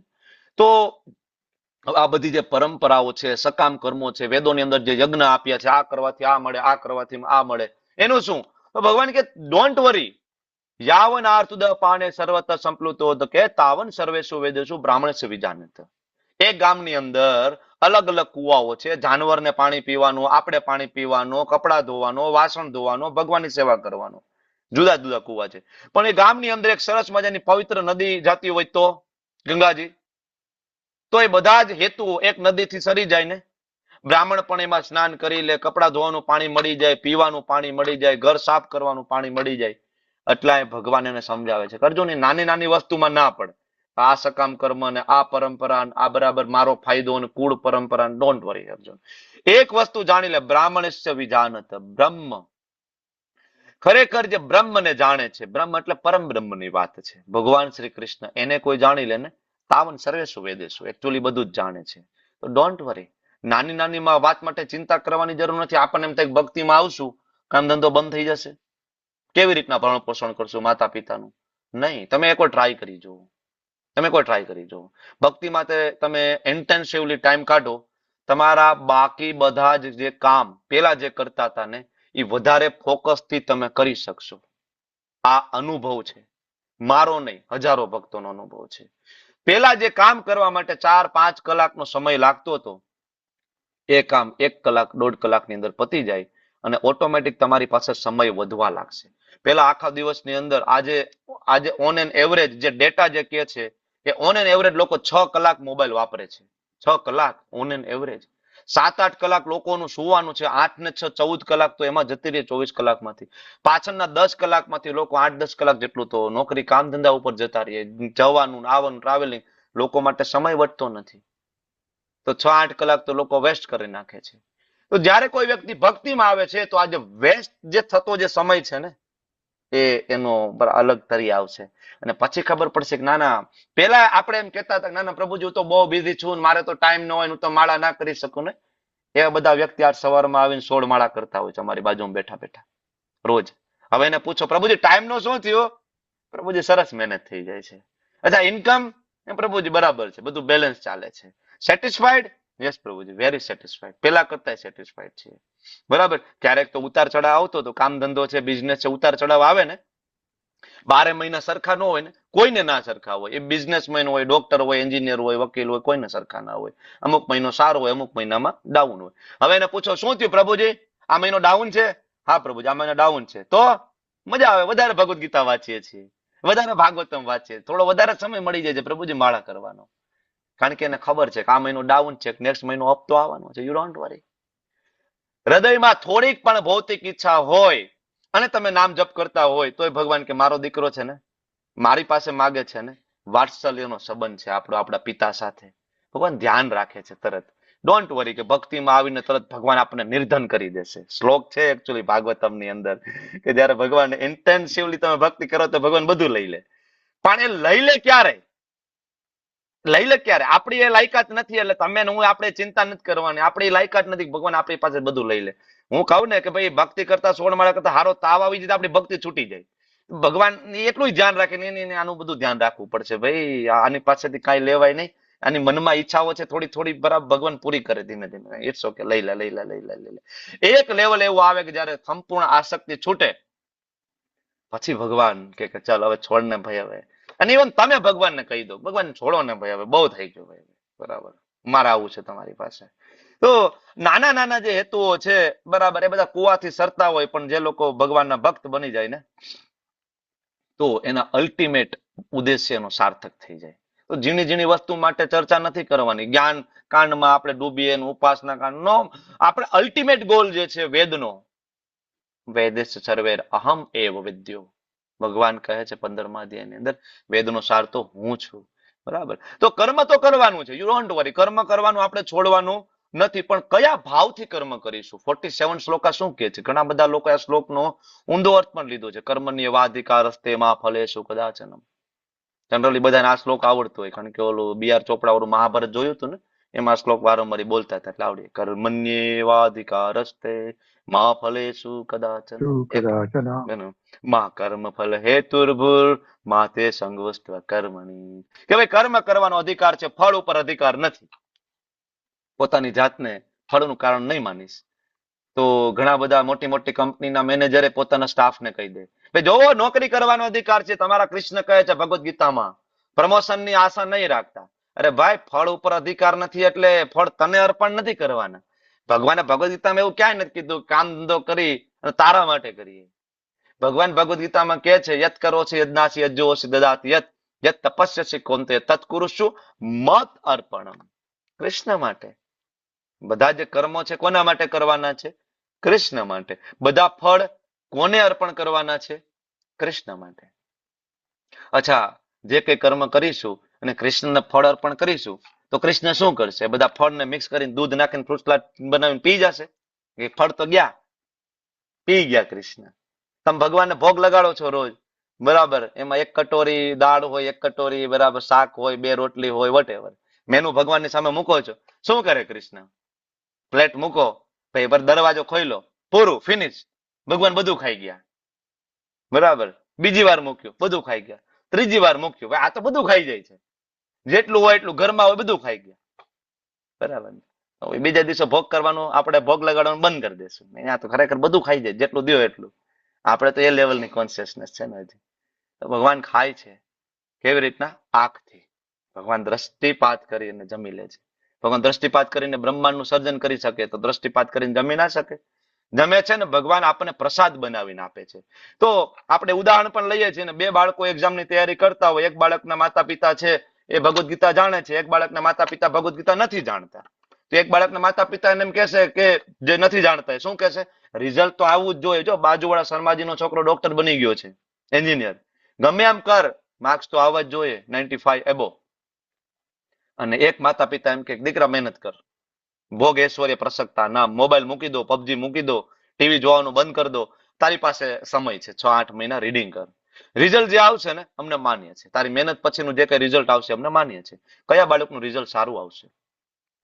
કયા બાળકનું? ઓબ્વિયસલી રિઝલ્ટ ઉપર જેનું ફોકસ નથી એનું, બરાબર ને? તો આ ખાલી બાળકને નથી લાગુ પડતું, આ બધાને લાગુ પડે છે.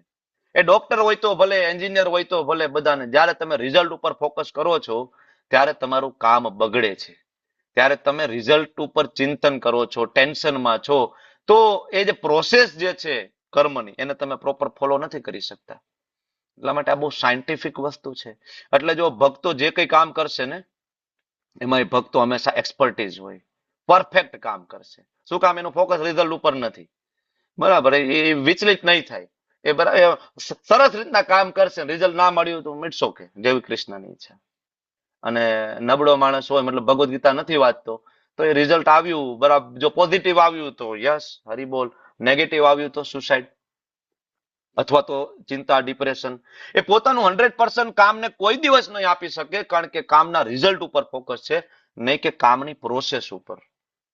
પ્રોસેસ ઉપર ફોકસ કરવા માટે આ શ્લોક આપણને કહે છે, નહીં કે રિઝલ્ટ. જેથી રિઝલ્ટ 100% સારું આવશે. એટલા માટે ભગવાન કહે છે કે અર્જુન યોગમાં સ્થિર રહો. યોગમાં સ્થિર રહેવું એટલે યોગનો મતલબ શું છે? યોગમાં સ્થિર રહેવું એટલે સવારે ઉઠીને બાલ્કની મજાને એક પગે ઉભા રહીને સ્થિર થવાનું ભગવાન કહે છે. યોગમાં સ્થિર રહ્યો, એક પગે ઉભા રહી જાવ. નહીં ભાઈ, યોગની વ્યાખ્યા શું છે? 6થો અધ્યાય તમે વાંચો, 46મો શ્લોક વાંચો, 47મો શ્લોક વાંચો. What is yoga? યોગ એટલે ભગવાન સાથે જોડાવું. યોગ એટલે ભગવાનની ભક્તિ કરવી, બરાબર? તો આ યોગમાં જો કોઈ સ્થિર રહે, સફળતા નિષ્ફળતાની સર્વ આસક્તિ છોડી દે અને એ વ્યક્તિ કર્મ કરે, ધીસ ઇઝ યોગા. અલ્ટિમેટલી ભગવાન કહે છે સમત્વમ યોગ. આ યોગ છે. સફળતા નિષ્ફળતાની આસક્તિ છોડીને આપણે આગળ વધવું પડશે, બરાબર? એટલે દુરેણીય વ્રમ કર્મ. ભગવાન અર્જુનને કહે છે કે ખરાબ કર્મને છોડી દો, ખરાબ કર્મને દૂરથી જ છોડી દો અને બુદ્ધો શરણમ અન્વિચ. જે બુદ્ધિ દ્વારા ભગવાનને પ્રાપ્ત કરી શકાય ને, આવી બુદ્ધિનો ઉપયોગ કરવો જોઈએ આપણે. પણ જો લોકો આવું નથી કરતા તો એ લોકો પોતાના ફળનો ભોગ કરવા માટે કૃપણ છે, મતલબ અભાગી છે. એ લોકો જે ભગવાનની ભક્તિ નથી કરતા એ લોકો અભાગી છે, કૃપણ છે. એ લોકો જો કૃપણ એટલે જે બીજાને ના આપી શકે. કલયુગની અંદર આજ બધા જ કૃપણ છે. બ્રાહ્મણનો મતલબ બધાને આપી શકે, બ્રોડ હાર્ટેડ મતલબ બ્રાહ્મણ, બરાબર? કૃપણ એટલે જે કોઈને કઈ ના આપી શકે કલયુગની અંદર. તો ભગવાન અર્જુનને સલાહ આપે છે કે ભાઈ ખરાબ કર્મનો ત્યાગ કરો. તો ભાઈ ખરાબ કર્મની વ્યાખ્યા શું? અહીંયા અર્જુનને મનમાં પ્રશ્ન થાય કે આ બધાનો વધ કરી નાખો, મારી નાખો તો ખરાબ કર્મ ના કહેવાય ભગવાન? ત્યારે ભગવાન કહે છે અર્જુન, ખરાબ કર્મ એટલે બધા જ. કયા? જેનાથી પાપ પણ લાગે ને પુણ્ય પણ લાગે. ઉભે સુકૃત દુષ્કૃતે. ભગવદ ગીતા તમને પુણ્ય કરવાની પણ ના પાડે છે. આઈ રિપીટ, ભગવદ ગીતા તમને પુણ્ય કરવાની પણ ના પાડે છે. પાપ કરવાની ના પાડી તો બધાને ખબર હતી, જગ જાહેર છે, બરાબર? એટલે જ આપણે બધા પુણ્ય પાછળ લાગેલા છીએ. ધાબળા ઓઢાડવા જઈએ, કૂતરાને લાડવા નાખવા જઈએ. ભગવદ ગીતા ના પાડે છે. ભગવદ ગીતા કે છે બુદ્ધિયુક્તો, જે ખરેખર બુદ્ધિયુક્ત માણસ છે. બુદ્ધિયુક્ત કોને કહેવાય? બુદ્ધિયુક્ત 12માં વધારે ટકા આવે એને બુદ્ધિયુક્ત કહેવાય? કોને બુદ્ધિયુક્ત કહેવાય? મને કયો, બુદ્ધિની વ્યાખ્યા ક્યાં આપી છે? બુદ્ધિયુક્ત કોને કહેવાય? પ્રશ્ન પૂછી લઈએ ભાઈ. Who is intelligent? Come on. Lalit Kumar Ved Prabhu. હા, યસ યસ, બોલો બોલો બોલો. જે ભગવાનને જાણે છે એ ક્યાં લખ્યું છે? ભગવદ ગીતામાં છે પ્રભુજી. કઈ તમે જગ્યાએ? ક્લાસમાં જ કીધું હતું. રેફરન્સ આપો, રેફરન્સ. તમારી પાસે આવી જ રીતના પૂછશે. ક્યાં લખ્યું છે ભાઈ? તમે તો કયો છો, લોકો પૂછશે જનરલ ક્યાં લખ્યું છે ભાઈ? સંસ્કારો પ્રત્યે ઉદાસીન. વૈદિક સંસ્કારો પ્રત્યે ઉદાસીન. એ તો બરાબર છે, એ તો બરાબર. મને એમ કહો, બુદ્ધિમાનની વ્યાખ્યા ક્યાં આપી છે? લલિત કુમાર વેદ પ્રભુ બોલો, બુદ્ધિમાનની વ્યાખ્યા. 10મા અધ્યાયમાં. હા પ્રભુજી. આપણે ચતુશ્લોકી ગીતામાં. હા, ચતુશ્લોકી ગીતાનો પહેલો શ્લોક. અહમ સર્વસ્ય પ્રભવો મત સર્વમ પ્રવર્તતે ઇતિ મત્વા ભજન્તે મામ બુધા. ઇઝ બુધા. Is intelligent. Who is intelligent? કોણ જ્ઞાની છે? કોણ બુદ્ધિશાળી છે? 10મો અધ્યાયનો પહેલો શ્લોક ચતુશ્લોકી ગીતાનો પહેલો શ્લોક છે. તો બુદ્ધિયુક્ત તો કોને કહેવાય? બુદ્ધિયુક્ત અહીં શબ્દ આવ્યો અને અહીંયા લખ્યું છે ભક્તિમય સેવામાં પરોવેલો મનુષ્ય. જો એટલા માટે જ ઘણા બધા લોકો ઇસ્કોનની ભગવદ ગીતા વાંચે ને તો એમ કે ભાઈ તમારા પ્રભુપાદે જ્યાં ભક્તિ નથી ને ન્યાય બધી જગ્યાએ ભક્તિ ભક્તિ ભક્તિ જ આપી છે.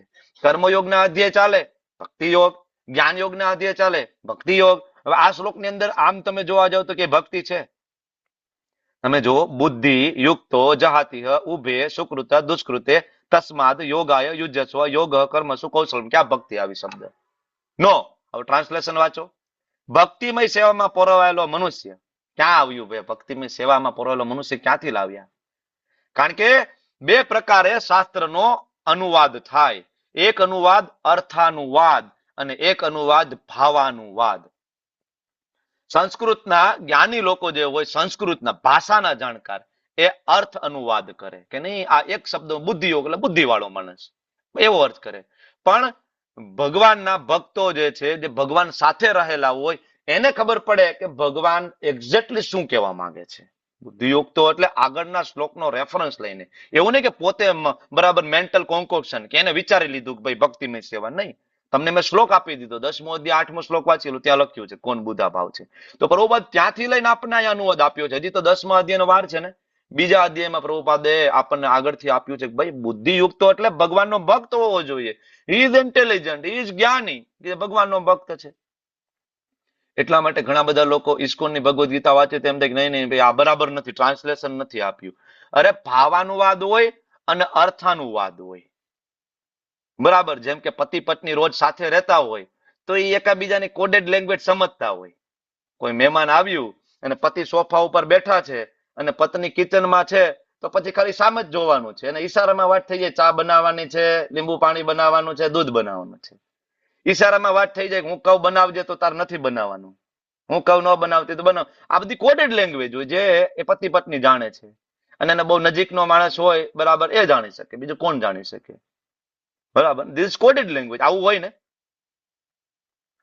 અર્થાનુવાદ ને ભાવાનુવાદની અંદર ફેર છે. એક તમને કોમન એક્ઝામ્પલ આપો જે કદાચ ના સમજાતું હોય તો, અત્યારની યંગ જનરેશન નવો નવો પ્રેમ કરે, નવી નવી સગાઈ થાય, બરાબર ને, તો શું નામ આપે એકાબીજાને? મારો સ્વીટુ, મેરા બચ્ચા, મેરા બચ્ચાને ખાના ખા લિયા. હવે બચ્ચાને ખાના ખા લિયા કોઈ ધારો કે સાંભળે, હવે ઘણા બધા મોટી ઉંમરના છે પણ આ ટ્રેન્ડ અત્યારે ચાલે છે, તમે યાદ રાખજો. મેરા બચ્ચાને ખાના ખા લિયા, ક્યાં કર રહા હે? આખો દી આવી જ વાતો હાલતી હોય. હવે આમાં કોઈ ત્રીજો વ્યક્તિ સાંભળે શું થાય? મેરા બચ્ચાને ખાના ખાલી મતલબ કોઈ નાના બાળક માટે પૂછતા લાગે છે. દૂધ પી લીધું કે નહીં નાના બાળકે? પણ એ બેને જ ખબર છે કે મેરા બચ્ચા અહીંયા કોણ છે?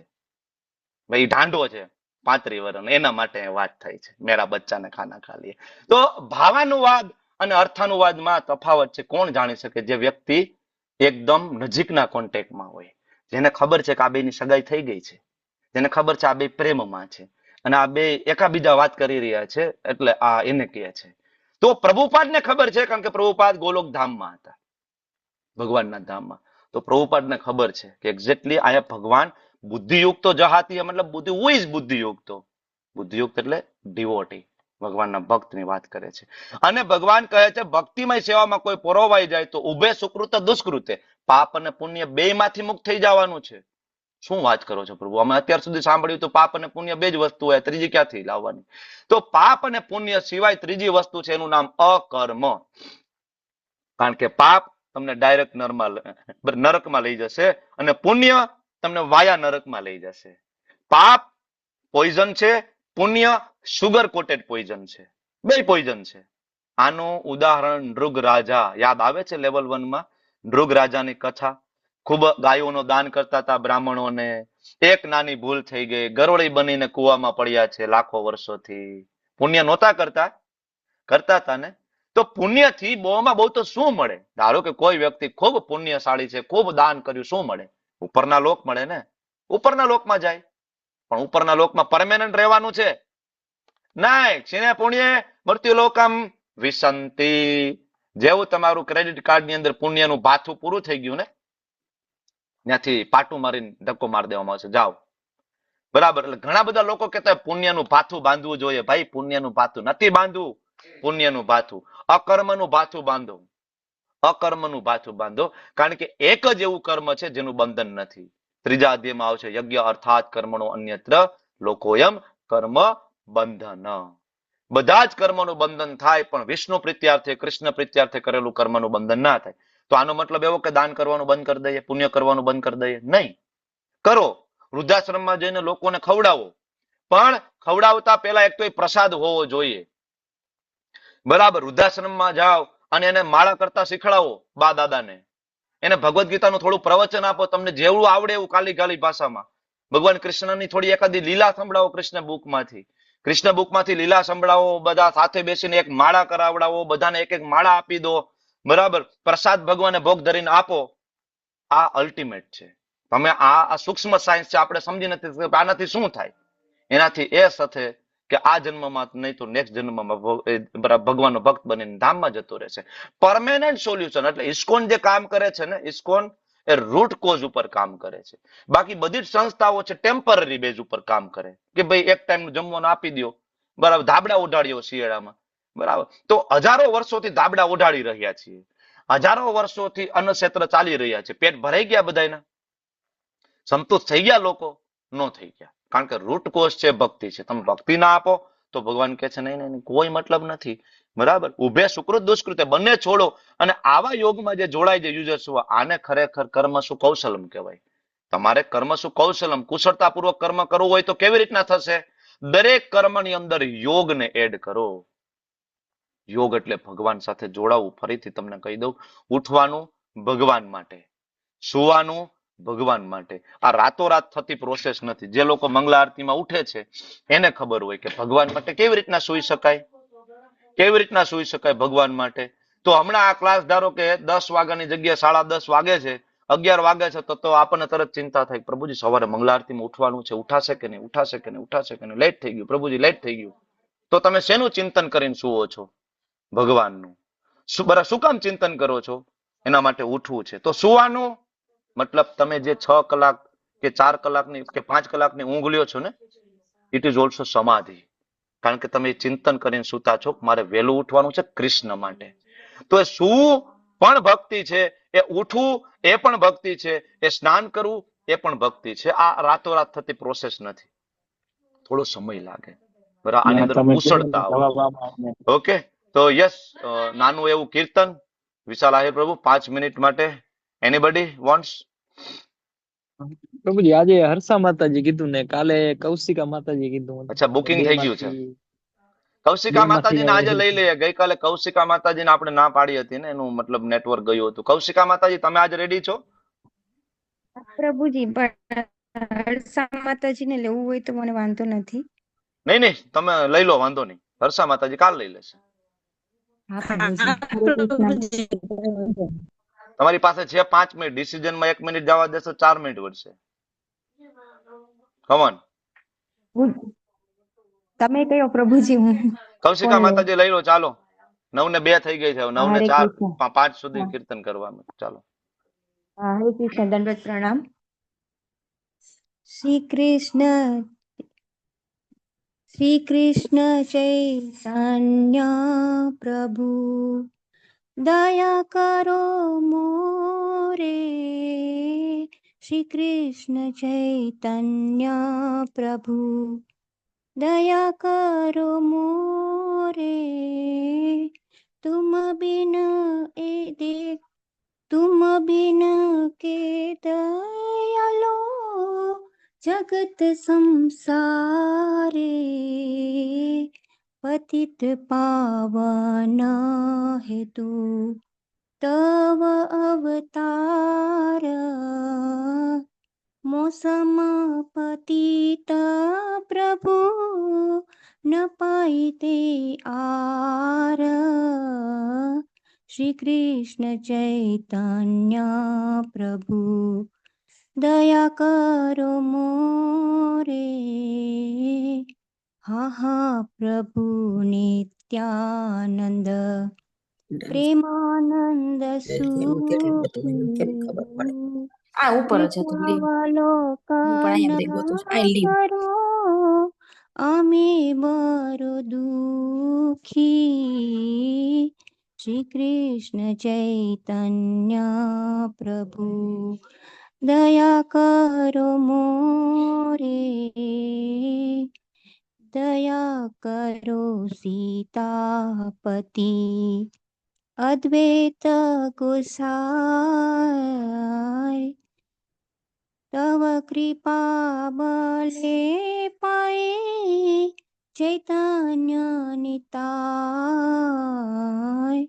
શ્રી કૃષ્ણ ચૈતન્ય પ્રભુ દયા કરો મોરે હા સ્વરૂપ સનાતન રૂપ રઘુનાથ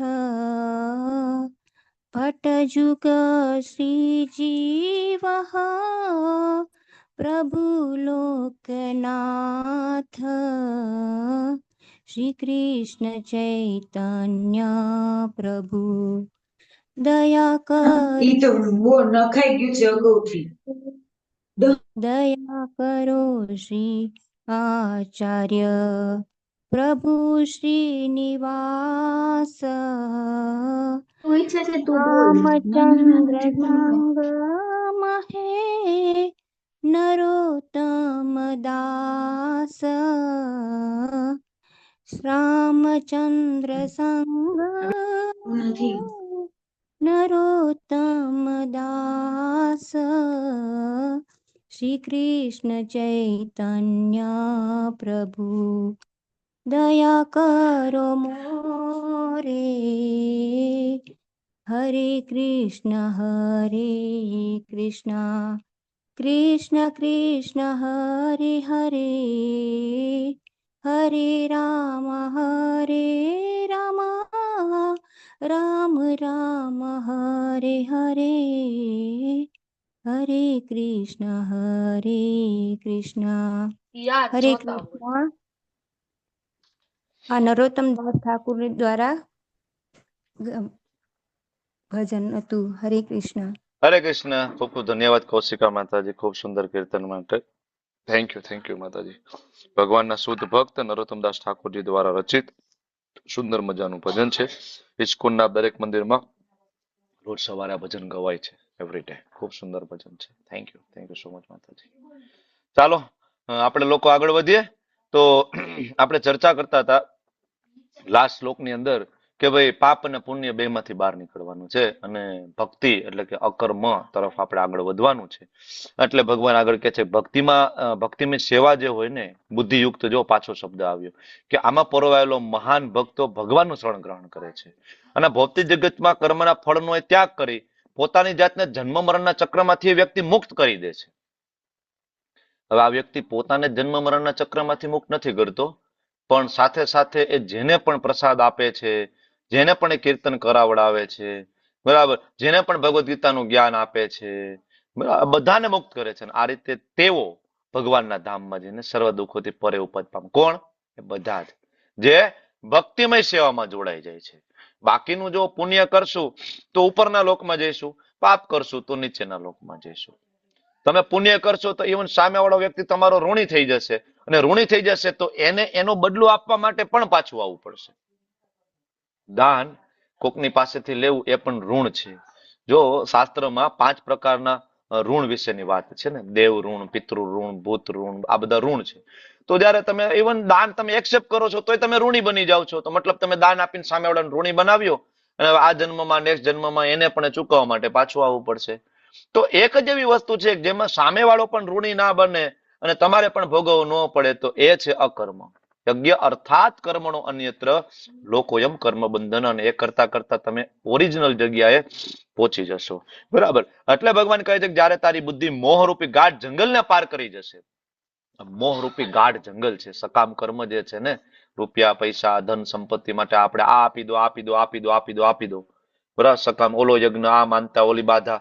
તો ભગવાન કે આ મોહરૂપી ગાઢ જંગલ છે. આને જયારે પાર કરી જશે ત્યારે સાંભળવા યોગ્ય તથા સાંભળેલ હશે બધું ઉદાસીન. ભગવદ્ ગીતાનું જ્ઞાન જયારે કોઈ વ્યક્તિ લેશે, જયારે કોઈ વ્યક્તિ ભક્ત બની જશે ને, બીજી કોઈ વસ્તુમાં એને ઇન્ટરેસ્ટ નહીં રહે. બરાબર. ફિલ્મ ફેર, ચંપક, સફારી, ડાયરા આ બધું ચાલે જ છે ને. હવે અહીંયા કેટલા એવા લોકો છે કે છે એ લોકો ભક્ત બન્યા, મતલબ ઇસ્કોન નામમાં આવ્યા પછી એનું ન્યૂઝ છૂટી ગયા, ટીવી છૂટી ગયું. જે સિરિયલનું એને એડિક્શન હતું કે એક દિવસે સિરિયલ નું આવે તો ભાઈ ઘર માથે લેવાઈ જતું હતું. અને રિમોટ માટે તો ધબધબાટી બોલી જતી હતી ઘરમાં. પ્રભુજીને મેચ જોવો હોય અને માતાજીને સિરિયલ જોવી હોય, બરાબર, અને ધબધબાટી બોલતી હતી. હવે એવા કેટલા માતાજી અને પ્રભુજી છે અહીંયા કે જેનું ટીવી છૂટી ગયું, એના ન્યૂઝ છૂટી ગયા, સિરિયલ છૂટી ગઈ, એના વ્યસન છૂટી ગયા, એના ચા, માવા, કોફી આવા નશાકારક પદાર્થો છૂટી ગયા, હોટલનું ખરાબ વસ્તુ, સડેલી વાસી વસ્તુ ખાવાની છૂટી ગઈ. કેટલા લોકો છે અહીંયા? Rays your hand. તમારા એક હાથ ઊંચા કરવાથી બીજા 5 જણાને પ્રેરણા મળે. એટલે હાથ ઊંચો કરવામાં આળસ નહીં કરતા. જેટલો આ નંબર વધશે ને તો જે નવા જોડાયેલા આપણી સાથે લોકો છે એને ખબર પડશે કે નહીં, ઇટ ઇઝ પ્રેક્ટિકલી પોસિબલ. ખાલી પ્રભુજી કહે છે એવું નથી, ધીસ ઇઝ પ્રેક્ટિકલી પોસિબલ. આ થઈ શકે છે, બરાબર. અહીંયા લગભગ 50 પ્રભુજી હા મારો દારૂ છૂટી ગયો અને મારા ઈંડા મોસ મટન છૂટી ગયા. થેન્ક યુ પ્રભુ. તો એક નો અભિપ્રાય નથી લેવો, નહીતર ક્લાસ પૂરો થઈ જશે. મને વાંધો નથી, હું 12 વાગ્યા સુધી ક્લાસ લઈ શકું એમ છું. તમારી સ્ટેમિના હોય તો તમે બેસજો, કોઈ પ્રોબ્લેમ નથી. પણ એક નો અભિપ્રાય હું નથી લેતો. પણ ઓલમોસ્ટ 50 લોકો આપણી સાથે છે જેનો અનુભવ દર્શાવે છે. હવે તમે મને કહો કે આ 50 માંથી કોઈને મારા તરફથી ગળાના હમ આપવામાં આવ્યા છે કે ઇસ્કોન તરફથી કોઈને ગળાના હમ દીધા હતા કે ભાઈ તમે છોડી દેજો ટીવી સિરિયલ ન્યૂઝ? નહીં, કોઈને કીધું નથી, કોઈને ફોર્સ નથી કર્યો, બરાબર ને? છતાં છૂટી ગયું. મતલબ પ્રેક્ટિકલી આ તમારી સામે આ ડેટા છે, ફેક્ટ. કોઈ એમ કે ભાઈ ફેક્ટ આપો ને, ભાઈ તમે તો બધી બરાબર વાતો કરો છો, હવામાં વાતો કરો. નહીં, હું તમને ફેક્ટ આપું ને, ડેટા આપું. આ ડેટા છે, લઈ લો. આ એક ના ઇન્ટરવ્યુ લો. તમારી પાસે 50 લોકો છે, 50 લોકોના ઇન્ટરવ્યુ લો અને તમને મળશે ડેટા. 50 વર્ષથી તમાકાના વ્યસન હોય, છૂટી જાય. જોયા છે. ડોક્ટરો મથીને થાકી જાય કે તમે બંધ કર દો, બંધ કર દો, બંધ કર દો. નહીં, ન બંધ થાય. પણ જેવું નામનું શરણ આવ્યું ને, બધું જ બંધ થઈ જાય, ખરાબ વસ્તુઓ બધી. કારણ કે મેંગો શેક સામે પડેલો હોય તો પાણીનો ગ્લાસ કોણ ઉપાડવાનું છે? મેંગો શેક જ ઉપાડે ને. તો એને હાયર ટેસ્ટ મળી ગયો. હાયર ટેસ્ટ મળે તો બધા જ કર્મકાંડો, સકામ કર્મો, અનુષ્ઠાનો, મનોરથ ઓટોમેટિક ઇટ્સ ઓકે. એટલે જો શ્રી પ્રભુપાદજી તાત્પર્યમાં માધવેન્દ્રપુરીનું એક્ઝામ્પલ આપે છે. માધવેન્દ્રપુરી ચોખ્ખું કહે છે કે મારી ત્રિકાળ સંધ્યાઓનો જય હો, મારા સ્નાનનો જય હો, હે પિતૃઓ દેવો તમારો જય હો. હવે હું નહીં કરી શકું આ બધું, કારણ કે મેં વ્રજેન્દ્ર નંદન કૃષ્ણ નું શરણ લીધું છે. મારા માટે આટલું પૂરતું છે, ફિનિશ્ડ. બાકીનું બધું બંધ. તો આ છે ભક્તિનો પ્રતાપ. એટલે ભગવાન આગળ કહે છે કે વેદોની અલંકાર પ્રચુર ભાષા છે. કેવી છે ભાષા વેદોની? અલંકાર પ્રચુર. વેદોની અંદર એવા ઘણા બધા શ્લોકો છે, મોટા મોટા યોગી વિદ્વાન લોકો એમાં ડૂબેલા છે. થોડુંક માન સન્માન ના મળે ને, બરાબર, તો ભાઈ આખી સરકારને માથે લઈ લો તમે. ભલે ને તમને વેદો ઉપનિષદોનું જ્ઞાન હોય, પણ થોડુંક જો માન સન્માન ના મળ્યું અને તમને કીધું ભાઈ પાલખીથી નીચે ઉતરી જાઓ, હાલીને જવાનું સ્નાન કરવા, મને કેવી રીતના કોઈ કહી શકે હાલીને જવાનું? ભાઈ અચ્છા, તો શાસ્ત્રોમાં તો લખ્યું છે વિદ્યા વિનય સંપન્ન. પેલો ગુણ તો વિનમ્રતા આવી જોઈએ. Where is? વેદો વાંચવાથી વિનમ્રતા ના આવી, વેદો વાંચવાથી અહંકાર ના તૂટ્યો આપણો, બરાબર? એટલે અલંકાર પ્રચુર ભાષા છે. એટલા માટે કહે છે કે આ અલંકાર પ્રચુર ભાષાથી તારું મન વિચલિત જયારે નહીં થાય ને, ત્યારે તું આત્મ સાક્ષાત્કારની સમાધિમાં સ્થિર થઈશ. બાકી તું એમાં ફસાયેલો રહીશ. અલગ અલગ ઉચ્ચારણો કરશો વેદોના, આપણે સાંભળ્યું તો આપને એમ લાગે બહુ પ્રકાંડ જ્ઞાની છે, પ્રકાંડ વિદ્વાન લોકો છે. જીવનમાં ઉતરીને તમે જોવો ત્યારે ખબર પડે કે ભગવાન પ્રત્યે કેટલી શ્રદ્ધા છે. ભાઈ આ પ્રેમ છે, ભગવાન પ્રત્યેનો પ્રેમ છે. જરૂરી નથી કે તમને ખાલી સંસ્કૃત આવડતું હોય તમે ભગવાનને પ્રેમ કરી શકો. ભગવાન અનંત કોટી બ્રહ્માંડના સ્વામી છે, ભગવાન બધી ભાષા જાણે છે. ભગવાનને ચાઇનીઝ આવડે છે, ભગવાનને મરાઠી આવડે છે, ગુજરાતી આવડે છે, હિન્દી આવડે છે, અને ભગવાનને કાલી ગેલી બધી ભાષા આવડે છે. નો નીડ કે તમે સંસ્કૃતની અંદર એક્સપર્ટ હોય અને એના ઉચ્ચારણો આવડતા હોય તો જ તમે ભક્ત બની જાઓ. નરસિંહ મહેતા કઈ જગ્યાએ સંસ્કૃતનું જ્ઞાન લેવા ગયા હતા? એની રેફરન્સ? નો. સંત તુકારામ? બરાબર નહીં, છતાં ભગવાને એ લોકોના હૃદયમાં જ્ઞાન આપ્યું હતું. ત્યારે એ સંત તુકારામ અભંગ લખી શક્યા હતા, અલગ અલગ વેદોનો સાર લખી શક્યા હતા. કોઈ બરાબર. તો અહીંયા ભગવાન કહે છે કે આનાથી ઉપર ઉઠવું પડશે, નહીતર ફસાઈ જવાના. જો અલંકાર પ્રચુર ભાષામાં તમે ડૂબી ગયા. હવે આજકાલ તો આમે લોકો વેદો વાંચતા જ નથી, અને જે લોકો વેદો વાંચે છે માત્ર રીલ્સ બનાવવા માટે જ વાંચે છે, સામે લોકોને કાઉન્ટર કરવા માટે. ઘણા બધા એવા લોકો છે અત્યારે યુટ્યુબર્સ કે થોડું ઘણું વેદોનું જ્ઞાન લઈ અને ભક્તોને કાઉન્ટર કરતા હોય. અહીંયા તો આમ લખ્યું છે, અહીંયા તો આમ લખ્યું છે. ભાઈ તું કેટલું કરે છો સવારે ઉઠીને? કોઈ એમ કે ઇસ્કોન આમ કરે, ઇસ્કોન આમ કરે. હું ચેલેન્જ આપું છું કે ઇસ્કોનના ભક્તો જે ખરેખર ભક્તો છે, હું એની વાત કરું છું, ઇસ્કોનના ભક્તો જે જીવનશૈલી અપનાવી છે ને, એ કોઈ સામાન્ય વ્યક્તિ ખાલી 3 મહિના એ જીવનશૈલી અપનાવીને જોઈ લે, એને ખબર પડે કેટલું સહેલું છે ઇસ્કોનમાં ડિવોટી બનવું. એ જોઈ લે. ઇસ્કોનના ભક્તોની દિનચર્યા કોઈ એક વ્યક્તિ, પછી ભલે એ બરાબર પોતાની જાતને સનાતની કહેતા હોય, વોટ એવર, ખાલી 3 મહિના 90 દિવસ ખાલી એ ફોલો કરી લે ઇસ્કોનના ભક્તોને. 3:30 3 વાગે ઉઠવું, સ્નાન કરવું, 24 આચમન, 13 તિલક ધારણ કરવા, ધોતી કુર્તો પહેરવો, રોજ મંગળા આરતી, એવરીડે 2 કલાક બેસીને માળા, રોજ ભગવદ્ ગીતા વાંચવી, રોજ ભાગવતમના ક્લાસ એટેન્ડ કરવા, રોજ વૈષ્ણવ સેવા, સવારથી લઈને રાત સુધી. કોઈ એક વ્યક્તિ આ કરી દે તો આપણે કહીએ. ભાઈ આક્ષેપો મૂકવા બહુ સહેલા છે. એટલે ઘણા બધા લોકો આવા છે જેને પોતાના નામની આગળ આચાર્ય લગાડી દીધું છે. ઘણા બધા એવા લોકો છે બરાબર જે લેક્ચર ઇંગ્લિશમાં આપે છે, નામની આગળ સદગુરુ લગાડી દીધું છે. they don't know about Veda, કાંઈ જાણતા નથી વેદોનું સાર શું છે. એટલે ભગવાન કે અલંકાર પ્રચુર ભાષા છે, કહેવાતા લોકો એની અંદર ડૂબી જવાના. અમે જ જાણીએ છીએ. ભગવાન કે આમાંથી બહાર નીકળવાનું છે અને સમાધિમાં સ્થિર થવાનું છે. સમાધિનો મતલબ આપણે 6ઠા અધ્યાયમાં ભણીએ છીએ, ત્યારે દિવ્ય ચેતના રૂપ યોગ પ્રાપ્ત થશે, ભક્તિ યોગ. બરાબર, અલ્ટિમેટ ગોલ પ્રાપ્ત થશે, પરમેનન્ટ આપણને પ્રાપ્ત થશે. તો આ બુદ્ધિ યોગ એટલે કે ભક્તિ યોગમાં આગળ વધવાનો ફાયદો શું? પેલું, સારા અને નરસા 2 પરિણામથી તમે મુક્ત થઈ જશો. પાપ અને પુણ્ય બે ખાતું 0-0, 2 બાજુ ચિત્રગુપ્તના ચોપડામાં. બીજો ફાયદો શું છે? જન્મ મૃત્યુના ચક્રમાંથી નીકળી જશો તમે. શરીર છૂટ્યા પછી આધ્યાત્મિક શરીર, બરાબર. ત્રીજું, ફરીથી ધામ મળી જશે, ઓરિજિનલ એડ્રેસ. ખાલી આધ્યાત્મિક શરીર જન્મ મૃત્યુના ચક્રમાંથી તો બ્રહ્મ જ્યોતિ વાળે છૂટી જાય. નિરાકર બ્રહ્મની ઉપાસના કરવા વાળા જન્મ મૃત્યુમાં બરાબર એ લોકો સાયુજ્ય મુક્તિ પ્રાપ્ત કરીને મળે નહીં, ધામમાં તમને જવા મળશે, ઓરિજિનલ એડ્રેસ. અને પછી વૈદિક સંસ્કારો પ્રત્યે તમે ઉદાસીન થઈ જશો, કર્મકાંડ પ્રત્યે ઉદાસીન થઈ જશો, અને છેલ્લે કૃષ્ણ સાથેના શાશ્વત દાસ્ય ભાવ વાળા સંબંધની તમને અનુભૂતિ થઈ જશે. ઓરિજિનલ જે આપણો સંબંધ ભગવાન સાથેનો મળી જશે. એટલે છેલ્લો જે વિભાગ છે 54 થી લઈને 72 ને ભગવાન એવા લોકોના લક્ષણો વિશે વાત કરે છે. અર્જુને હવે પૂછી લીધું ભગવાનને કે ભગવાન તમે કહી દીધું કે ભાઈ અધ્યાત્મમાં લીન થઈ જાય ને ભગવાનનું ધામ મળી જાય, શું કે કેમ ખબર પડશે? કોઈ પણ વ્યક્તિ આવીને કહી દે હું વેદોનો સાર જાણું છું. આજકાલ તમે કોઈને પૂછો બધા કે ભાઈ હું જાણું છું, મને ખબર છે, હું આત્મ સાક્ષાત્કાર કરેલો માણસ છું. ઘણા તમને આવીને કહેશે મેં તો ભગવાનને જોયા છે, કૃષ્ણ તો મારા સ્વપ્નમાં રોજ આવે છે, મારી સાથે વાતો કરે છે.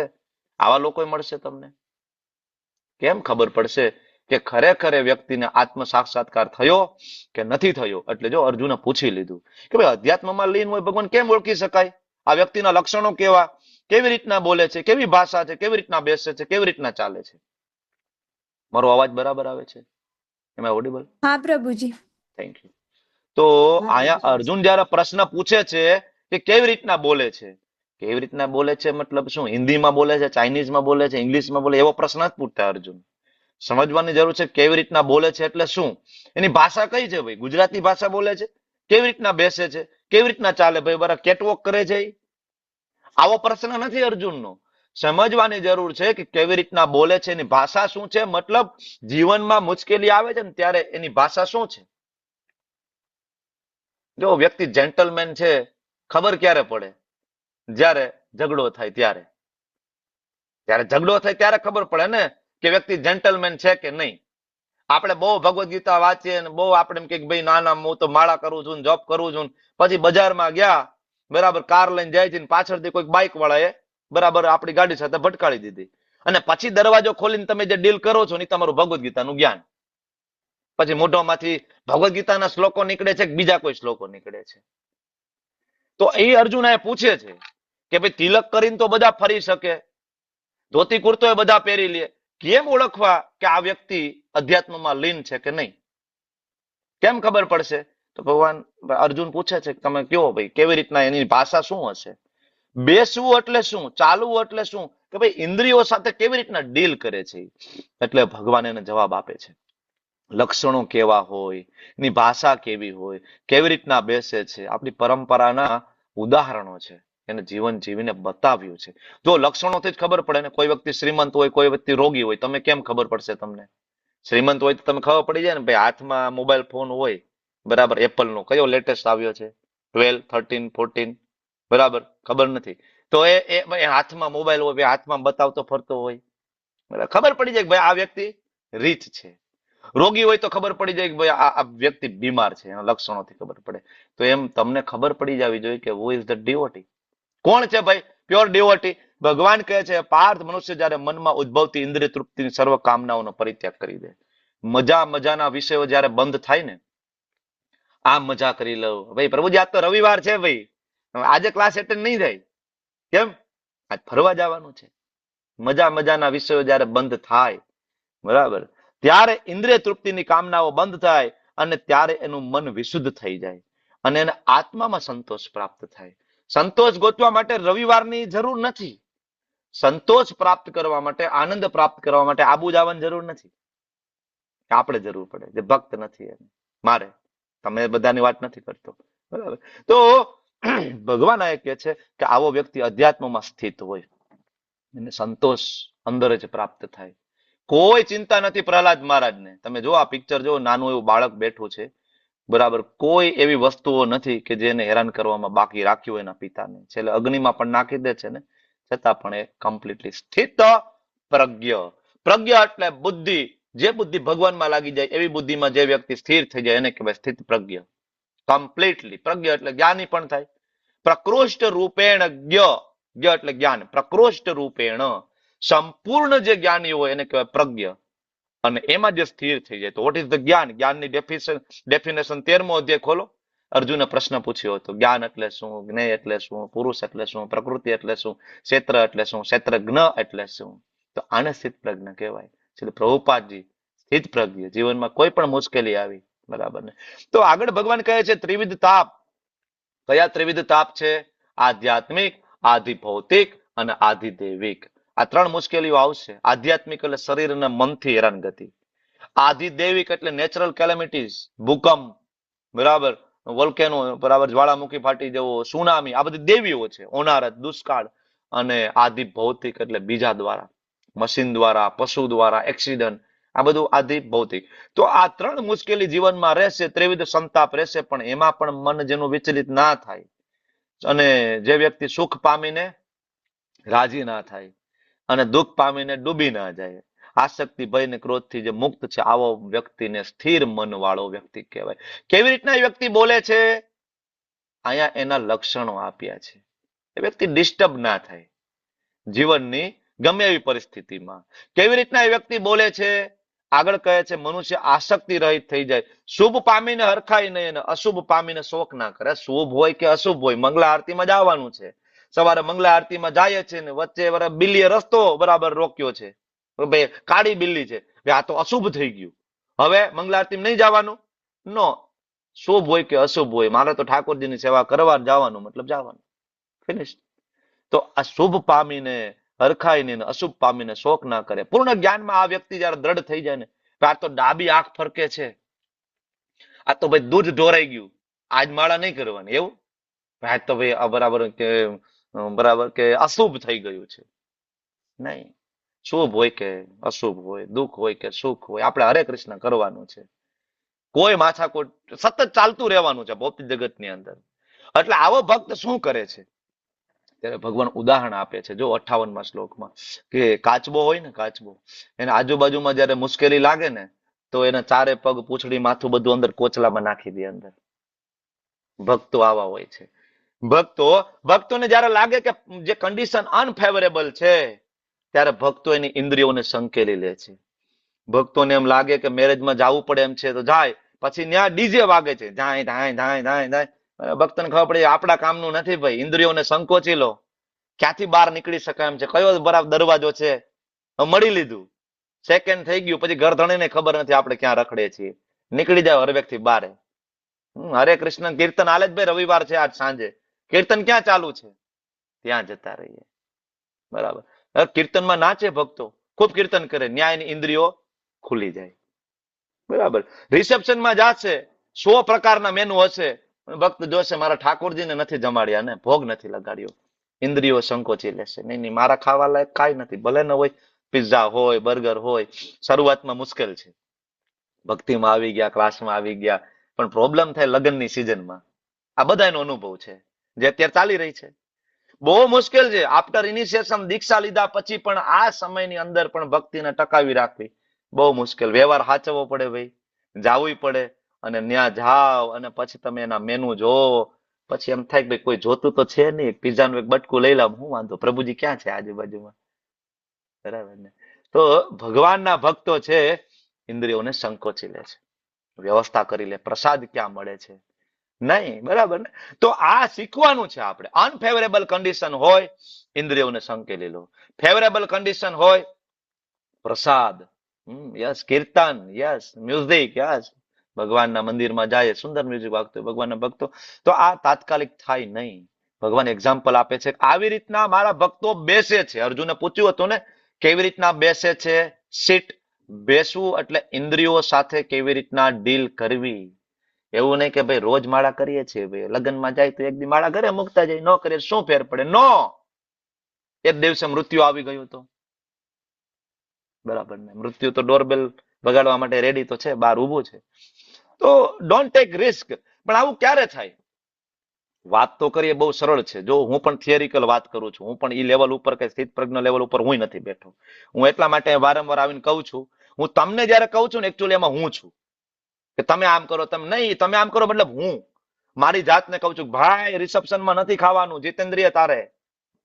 ભાઈ લગ્નમાં બહુ ટાઈમ વેસ્ટ નથી કરવાનો, જીતેન્દ્રિય તારે. એકચ્યુઅલી ઇટ્સ ફોર મી, આ મારા માટે છે. હું ક્લાસ શું કામ લઈ રહ્યો છું? બરાબર. હિઝ ગ્રેસ અમોઘ લીલા પ્રભુ સરસ એક વસ્તુ કહે છે કે તમે ક્લાસ લો, તમારી સામે 50 લોકો છે, 100 લોકો છે, 200 લોકો છે. આ 200 માંથી કોઈ ના સુધરે તો કઈ નહીં, એક વ્યક્તિ જરૂર સુધરી જશે ધીમે ધીમે ધીમે ધીમે. કોણ? કોણ? પોતે પોતે ક્લાસ લેવા વાળા. ક્લાસ લેવા વાળો સુધરી જશે ધીમે ધીમે. ભલે અત્યારે લેવલ ઉપર નથી એ વ્યક્તિ, પણ જયારે રોજ બીજા ઉપર હેમર મારે છે, આવો મંગળા આરતીમાં, આવો મંગળા આરતીમાં, તો પોતાને તો આવીને પેલા ઉભું રહેવું પડશે ને સવારે 4:30 વાગે. નકર અહીંથી બોલશે કેવી રીતના?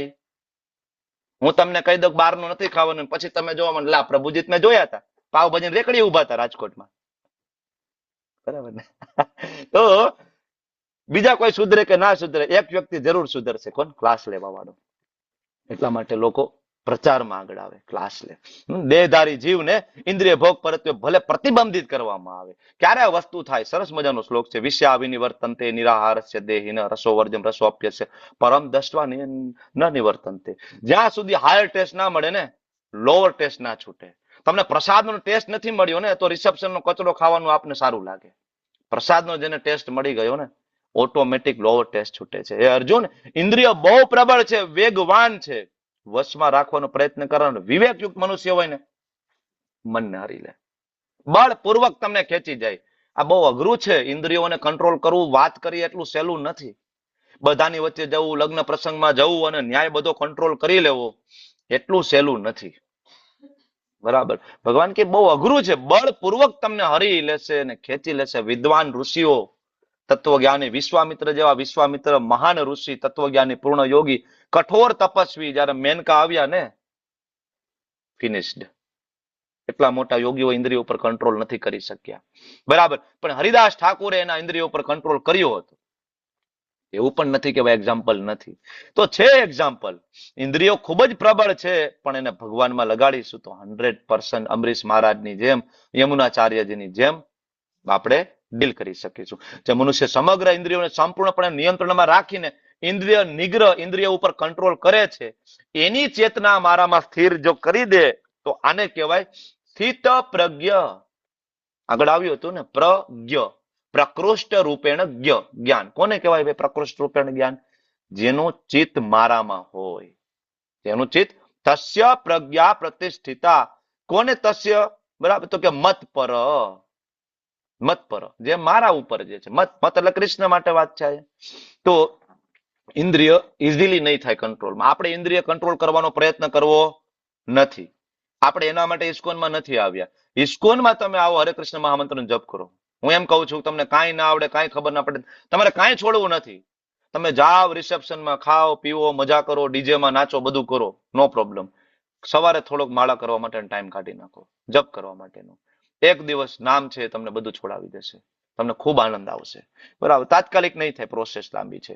તો તાત્કાલિક નહીં થાય. જેવી રીતના કોઈ વ્યક્તિનું પતન થાય, કોઈ વ્યક્તિ પાપ કરે તો 8 તબક્કા 62 ને 63 શ્લોકમાં કહે છે ને, ધ્યાય તો વિષયાન પુંસ સંગસ તે શુભ જાય તે સંગાર સંજાય તે કામ કામાત ક્રોધો બી જાય તે. પેલા એ વ્યક્તિ ચિંતન કરે છે, બરાબર, ચિંતનથી એને આસક્તિ થઈ જાય છે, આસક્તિથી એ વ્યક્તિ કામના ઉત્પન્ન થાય, નહીં મારે લેવું છે. રોડ પર ગયા, મર્સિડીઝ ગાડી નીકળી, બરાબર, વ્યક્તિ જોવે છે, જોવામાં વાંધો નથી, ઘરે આવીને ચિંતન કરે છે, કાશ મારી પાસે મર્સિડીઝ હોત, કાશ મારી પાસે મર્સિડીઝ. એટલે લેવાના, આપણે પાસે અલ્ટો લેવાના પૈસા નથી, આપણે ચિંતન કરીએ છીએ મર્સિડીઝ નું. પ્રોબ્લેમ એ છે, ઘરે આવીને પછી ભોગવવાની ઈચ્છા થઈ જાય, કામના. નહીં, મારી પાસે હોવી જ જોઈએ, મને કેમ ના મળે?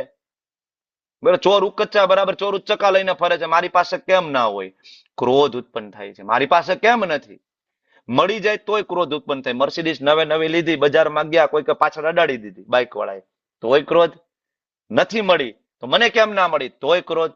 ક્રોધ તો હંમેશા કામમાંથી ઉત્પન્ન થાય ને થાય જ. એટલે શું થાય? ક્રોધના કારણે મોહ, વ્યક્તિ ડિલ્યુઝન ની અંદર આવી જાય. પછી એને સારા સારનો વિવેક એ વ્યક્તિ ભૂલી જાય છે મોહની અંદર. સમજી ના શકે શું સારું શું ખરાબ. ગમે એટલો મોટો માણસ સારો હોય, આપણે જોયું છે કે આવી કન્ડિશનમાં એનું બિહેવિયર બગડી જાય છે. બગડી જાય છે ને. ગમે એટલા ઊંચા પદ ઉપર વ્યક્તિ બેઠો હોય, થોડુંક અપમાન થઈ ગયું, ફિનિશ્ડ, આખી ગવર્મેન્ટને માથે લઈ લે. બધા સાધુ સંતોને ગાળો આપવા માંડે. જોયું છે ને, પ્રેક્ટિકલ એક્ઝામ્પલ લાઈવ અત્યારે છે. તો વ્યક્તિને ક્રોધ આવે, ફિનિશ્ડ, ડિલ્યુઝન ખોઈ દે એની, મોહ. પછી આવે વિભ્રમ. શું છે આગળ? સમૂહાર્થ સ્મૃતિ વિભ્રમ. વિભ્રમ, મેમરી લોસ થઈ જાય. પહેલી વાર આ રીતના ભાઈ મર્સિડીઝ લેવાની કામના કરી હતી અને લોન ઉપર લઈ આવ્યા હતા અને પછી બેંક વાળા ખેંચી ગયા હતા. આ સ્મૃતિનો નાશ થઈ જાય કે આવું પહેલી વાર આવું કામ કરેલું હતું, સક્સેસ નહોતા ગયા અને છેલ્લે બુદ્ધિ નાશાત પ્રણશ્યતિ. સ્મૃતિ ભ્રંશાત બુદ્ધિ નાશો બુદ્ધિ નાશાત પ્રણશ્યતિ. આની ઉપર એક આપણે લેડીઝ નું પણ એક્ઝામ્પલ લઈએ છીએ. સુંદર મજાની સ્ત્રી રોડ ઉપર જતી હોય, આપણે જોઈને એમ કહીએ કે નહીં, આ તો કૃષ્ણની સંપત્તિ છે, કૃષ્ણની ગોપી છે, મારું નથી, મારા માટે તો માતા સમાન છે, જોવામાં કોઈ વાંધો નથી. પણ એવું માનો કે નહીં, આ તો મારી સંપત્તિ છે, મારે ભોગવવી જોઈએ, ત્યારે પ્રોબ્લેમ ચાલુ થાય છે. ધીમે ધીમે ધીમે પછી છેલ્લે એસિડ એટેક થાય છે. ક્રોધાદ ભવતી સમોહ. શ્રુતિ ભંસાદ બુદ્ધિ નાશ, બુદ્ધિ નાશ થઈ ગઈ, મારી ન થાય તો કોઈની ના થવી જોઈએ. એસિડ એટેક અને છેલ્લે પ્રણશ્યતિ પતન. આ 2 શ્લોકની અંદર પતન વિશે ભગવાન આપણને કીધું છે. તો તાત્કાલિક ના થાય, ધીમે ધીમે ધીમે આ સ્ટેજ ઉપર આપણે આગળ વધી રહ્યા છે. પરંતુ સમસ્ત રાગ અને દ્વેષથી મુક્ત થાવ. ભગવાન કે રાગ દેશો મુક્તેષુ વિષયન ઇન્દ્રિયશ્ચરન આત્મવશ્યર વિધેર આત્મા પ્રસાદમ અધિગચ્છતિ. ક્યારે તમને પ્રસાદ મળશે, ક્યારે તમને ભગવાનની કૃપા મળશે? જ્યારે તમે રાગ દ્વેષમાંથી મુક્ત થાવ, નીતિ નિયમોનું આચરણ કરશો. નીતિ નિયમો કોણ આપે? ગુરુ આપે. આજે મને લાગે થોડું, મને 10 મિનિટ હજી જોશે, બરાબર, તમારી પરમિશન હોય તો, કારણ કે આ છેલ્લો દિવસ છે, ચેપ્ટર બહુ લાંબુ છે અને બહુ ઇન્ટરેસ્ટિંગ છે. 10 મિનિટ આપણે લઈ, એવું હશે તો પછી જપ તમે તમારી જાતે કરજો, બરાબર. આપણે એવું હશે તો જપ સ્કીપ કરશું, બહુ લેટ થઈ જશે. તો પણ 10 મિનિટ હજી મને આપો, હમણાં હું આ ચેપ્ટર કરું છું. પ્લીઝ. થેન્ક યુ પ્રભુજી. તો પોતાની ઇન્દ્રિયોને સંયમિત કરીને તેમને વશમાં રાખવામાં સમર્થ મનુષ્ય ભગવાનની પૂર્ણ કૃપા પ્રાપ્ત કરે. જો ભાઈ ઇન્દ્રિયને તમે સંયમિત નહીં કરો ને, ભગવાનની કૃપા ન પ્રાપ્ત થાય. જો ભોગ અને યોગ બે સાથે નહીં થાય, કોઈ પણ પ્રકારનો યોગ, હું એમ કહું અષ્ટાંગ યોગમાં જવું હોય ને તો અહીંયા પેલી આ જ ક્વોલિટી છે, ઇન્દ્રિયો પર સંયમ. તમારે ઋષિકેશમાં જઈને મેડિટેશન કરવું હોય તો તમારે પંજાબી ખાવાનું બંધ કરાવી દે લોકો તમને, બરાબર, જે તમને યોગા કરાવે છે બંધ કરાવી દે. તમારે વહેલું ઉઠવું જ પડે યોગ કરવા માટે, ઉઠવું પડે ને, સવારમાં 6 વાગ્યામાં, 5 વાગ્યામાં, 4 વાગ્યામાં. કોઈ પણ યોગમાં આગળ વધવું હોય તો પહેલી વસ્તુ છે ઇન્દ્રિયોનો સંયમ. ઘણા બધા એમ કે પ્રભુજી ડુંગળી લસણ છોડી દેવાના. અરે એ તો બરાબર, ભગવાન માટે નાનું એવું આપણું સમર્પણ છે, કારણ કે વસ્તુ તમો ગુણી છે. એવું ઘણું જ આપણે છોડવું પડે. ધીમે ધીમે ધીમે ઇન્દ્રિય ઉપર આપણે સંયમ કરવો પડશે, ત્યારે જ આપણે ભગવાનની ભક્તિને પ્રાપ્ત કરી શકીએ. એટલું સહેલું નથી, બરાબર. આગળ કહે છે આ પ્રમાણે જ્યારે ત્યારે પ્રસાદ મળે છે તો પ્રસાદ એ સર્વ દુઃખાનામ હાનિરસ્ય ઉપજાય છે. અરે પ્રસાદ જો ભગવાનનો મળી ગયો ને, સર્વ દુઃખાનામ, બધા જ પ્રકારના દુઃખો નષ્ટ થઈ જાય છે. બરાબર. અને પ્રસન્ન ચેતસો, પ્રસન્ન ચેતના પ્રાપ્ત થાય છે, સંતુષ્ટ અવસ્થા પ્રાપ્ત થઈ જાય છે. બુદ્ધિ પર્યવતિષ્ઠતે, એની બુદ્ધિ સ્થિર થઈ જાય છે. જો આ ગોવર્ધન ની અંદર જપા રીટ્રીટના સેશન ચાલે છે. તમે ઘણી વાર ગોવર્ધન ની પરિક્રમા કરતા હોય, ગોવર્ધન મહારાજની, તમને મળશે સાધુ સંતો ત્યાં બેઠા હોય, ઇસ્કોનના ભક્તો બેઠા હોય અને જપ કરતા હોય. ક્યારે આ બધી વસ્તુ થાય? રાગ દ્વેષ એમાંથી એ મુક્ત થાય, પછી આપણને ત્યાં જવાનું મન થાય અને ત્યારે આપણને ત્રિવિધ તાપ છે નષ્ટ થાય. પણ હવે કૃષ્ણ ભાવના પ્રાણ થઈને જે મનુષ્ય પરમેશ્વર સંબંધમાં રહેતો નથી, ધારો કે કોઈ આ ના કરી શકે અને આ રસ્તાને અપનાવી ના શકે, તો શું થશે? તો અલ્ટિમેટલી બુદ્ધિ દિવ્ય નહીં થાય, ચિત્ત સંયમિત નહીં થાય, શાંતિ નહીં મળે. શાંતિ નહીં મળે તો સુખ નહીં મળે. આ શ્લોકના અનુવાદને ઊંધો વાંચો. તમારે સુખ જોઈતું હોય તો શાંતિ હોવી જોઈએ જીવનમાં. શાંતિ હશે તો સુખ મળશે. શાંતિ જીવનમાં જોઈતી હોય તમારે, તો તમારે ચિત્તને સંયમિત કરવું પડશે. મન, મેડિટેશન ભગવાન ઉપર, ત્યારે તમને શાંતિ મળશે. અને ચિત્તને તમારે સંયમિત કરવું હોય તો એ ચિત્તને તમારે ભગવાનમાં લગાડવું પડશે, ત્યારે જ તમારું ચિત્ત સંયમિત થઈ જાય. તો સુખ માટે અલ્ટિમેટલી શું કરવું પડશે? બુદ્ધિને ભગવાનમાં લગાડવી પડશે. અને આ સાયન્સ છે, આ સાયન્સ છે, સેક્યુલર સાયન્સ છે. ગમે ત્યાંનું પાલન કરે, હિન્દુ હોય, મુસ્લિમ હોય, શીખ હોય, ઈસાઈ હોય, આનું પાલન કરી અને એ વ્યક્તિ સુખી થયા છે. વૃંદાવન જાઓ, આજે માયાપુર જાઓ, હજારો લોકો છે, હિન્દુ હોય, મુસ્લિમ હોય, શીખ હોય, ઈસાઈ હોય, બધા એક પંગતમાં બેઠા છે. કોઈ વેરભાવ નથી, કોઈ ચિંતા નથી, બધા સાથે એકબીજાને ભાવપૂર્વક જમાડી રહે છે. ઇસ્કોનમાં આવો, તમને કોઈ નથી પૂછતું કે તમારી જ્ઞાતિ કઈ છે, તમે હરિજન છો, તમે દલિત છો, તમે ચમાર છો, તમે પટેલ છો, તમે કુંભાર છો, કોણ છો તમે, કોઈ પૂછતું નથી. ખાલી એટલું પૂછે, કૃષ્ણના ભક્તિ કરશો તમે, માળા કરશો તમે, પ્રભુ પ્રસાદ લેશો તમે, આપવામાં આવે. કોઈ રાગ નહીં, કોઈ દ્વેષ નહીં. ત્યારે આ વસ્તુ શક્ય બને ને. જેવી રીતે પાણીમાંની નૌકા પ્રબળ પવન દ્વારા ખેંચાઈ જાય છે. બોટ જાતી હોય ને પવન જે બાજુ બોટ એ બાજુ ખેંચાઈ જાય ને, એમ વિચરણશીલ ઇન્દ્રિયોમાંથી કોઈ એક ઉપર જો મન તમારું કેન્દ્રિત ના, બરાબર, જો તમે બરાબર મન તમારું એક ઉપર પણ ગયું ને, કાર્યક્રમ પૂરો. ઘણા બધા એમ કે પ્રભુજી હવે એક સિરિયલ જોવામાં હું વાંધો રોજ, પણ ભગવાન એમ કે છે કે એક પણ ઇન્દ્રિય ઉપર મન કેન્દ્રિત થઈ ગયું, ભાઈ બધું બરાબર છે, પણ મેચ આવે ને પ્રભુજી તો સ્કોર તો જોવો પડે. ભાઈ હવે ક્રિકેટના રસિયા છીએ ને, એ નથી છૂટતું. ભગવાન કે એક પણ ઇન્દ્રિય, તમારી એક ઇન્દ્રિય એટલી પ્રબળ છે કે તમારી આખી બુદ્ધિને હરી લેશે, ભગવાનથી તમને વિમુખ કરી દેશે કમ્પ્લીટલી. એટલા માટે બધી જ ઇન્દ્રિયોને સંયમિત કરવી પડે. એટલા માટે ઇસ્કોનના ભક્તો રોજ સવારમાં વહેલા ઉઠીને ભગવાનના મંદિરમાં જઈને શું કરે? જીભથી ભગવાનનું કીર્તન કરે, આંખથી ભગવાનના દર્શન કરે અને કાનથી ભગવાનનું કીર્તન સાંભળે, જીભથી ભગવાનનો પ્રસાદ ટેસ્ટ કરે, હાથ પગ ભગવાનની સેવામાં લગાડે, બધી જ ઇન્દ્રિયો ભગવાનની સેવામાં લગાડે.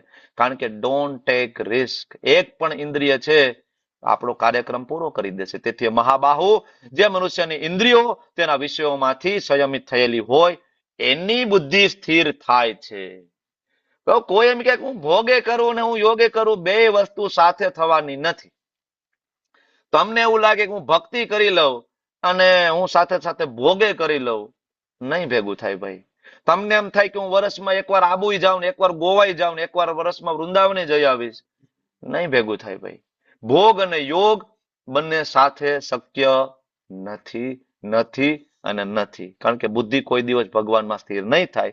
તો એટલા માટે ભગવાન કહે છે, અહીંયા ભગવાને બેનો તફાવત આપ્યો છે. કોનો? તો કે જે ભગવાનનો ભક્ત છે ને જે ભગવાનનો ભક્ત નથી. યા નિશા સર્વભૂતાનામ તસ્યામ જાગૃતિ સંયમી. બરાબર, સર્વ જીવો માટે જે રાત્રિનો સમય છે, આત્મ સંયમી મનુષ્યો માટે જાગતા રહેવાનો સમય છે. બધા રાત્રે સુતા હોય 3 વાગ્યે, 4 વાગ્યે, 5 વાગ્યે, પણ આત્મ સંયમી માટે જાગતા રહેવાનો સમય છે. 3:30 વાગે ઉઠી જાય છે, જપમાં બેસી જાય છે. આખી દુનિયા સૂતી હોય, તમે મંગલા આરતીમાં જાઓ તમને એમ લાગે આખું જગત સૂતું છે, હું એકલો ઉઠી ગયો છું, કોઈ દેખાય નહીં તમને આજુબાજુમાં. બરાબર, તો એ લોકોનો સુવાનો ટાઈમ છે, આપણો જાગવાનો. અને પછી જીવોનો જાગવાનો સમય છે આત્મનિરીક્ષણ કરવા જે મુનિઓ માટે રાત્રિ. મતલબ એ બધા સવારે 9 વાગે ઉઠે છે અને આપણે બધા 9 વાગે સુઈ જાય છે આખો દિવસ. આવું નહીં. આનો અર્થ એવો થાય કે એ લોકો જે પૈસાની પાછળ જે દોટ મૂકે છે, ભૌતિકતામાં એ જયારે જાગે છે તો આપણો ભૌતિકતામાં સુવાનો ટાઈમ છે નહીં. આપણે એમાં બહુ ઇન્ટરેસ્ટ નથી. કરીએ છીએ 8 કલાક 8 કલાક 8 કલાક આ ડિવિઝન આપણે પાડેલા છે. એવું નહીં કે કોઈ મને બરાબર પગાર વધારી દે તો 12 કલાકે નોકરી કરીશ ને 15 કલાકે નોકરી કરીશ, નહીં. 8 કલાક 8 કલાક 8 કલાક 8 કલાક છે, ડેડિકેટેડ કામ કરો, ભગવાનની સેવામાં ફળ અર્પણ કરો. 8 કલાક શું, ખાવું પીવું, સ્નાન કરવું, 8 કલાક ને 8 કલાક ભક્તિ માટે ડેડિકેટેડ. તો એ લોકોનો જયારે ગાંડી દોડ જે ચાલે છે સવારે 9 વાગ્યાથી, આપણે દોડનો ભાગ નથી. We are not in that competition, આપણે નથી. એટલે આપણો એ રાત્રિ સમાન છે. અને એના માટે આપણે જયારે ઉઠીએ છીએ એના માટે રાત્રિ સમાન છે. કારણ કે ભક્તિ એના માટે રાત્રિ સમાન છે. લોકો ભક્તિ નથી કરતા, આપણા માટે ઉઠવાનો સમય છે. તો આ શ્લોક એ રીતના સમજશું. ભક્તિ શાસ્ત્રીમાં વધારે વિસ્તૃત સમજશું. શ્લોક બહુ ડેપ્થમાં છે એકચ્યુઅલી. તો જેવી રીતના સમુદ્રમાં નદીઓ નિરંતર પ્રવેશ કરે છે ને, સમુદ્ર ઉભરાઈ જાય છે, સ્થિર નહીં. તો સુનામી આવે ત્યારે બરાબર સમુદ્ર છે એ બહાર નીકળે. નદીઓના ભળવાથી સમુદ્રનું બિલકુલ લેવલ અપ થતું નથી. એવી રીતના ભગવાનના ભક્તો વાસનાના અવિરત પ્રવાહોમાં વિચલિત ના થાય. સંસારમાં રહે. અમારા આચાર્ય શ્રી પ્રભુપાદજી અમેરિકા ગયા. અમેરિકામાં શું ભોગની વસ્તુઓ નહોતી? શું નહોતી? તમે માગો એ મળી શકે ને અમેરિકાની અંદર. એમાં પણ ન્યુયોર્ક શહેરની અંદર તમે માગો એ મળે. તમે ડ્રગ્સ માગો, દારૂ માગો, વ્યભિચાર માગો, સ્ત્રી માગો, સુંદર, બધું મળે. પણ ત્યાં આવા અવિરત પ્રવાહથી પણ વિચલિત ના થાય. આ મનુષ્ય શાંતિ પ્રાપ્ત કરે છે. આવી ઈચ્છાઓને સંતોષ કરવા મત તો શાંતિ પ્રાપ્ત ન કરે. ઘણા બધા એવા મત અને પથ છે, હું નામ નથી લેતો, 100 બરાબર, કે ભાઈ તમે ઇન્દ્રિયોને તૃપ્ત કરો, એક દિવસ ઇન્દ્રિયો શાંત થઈ જશે.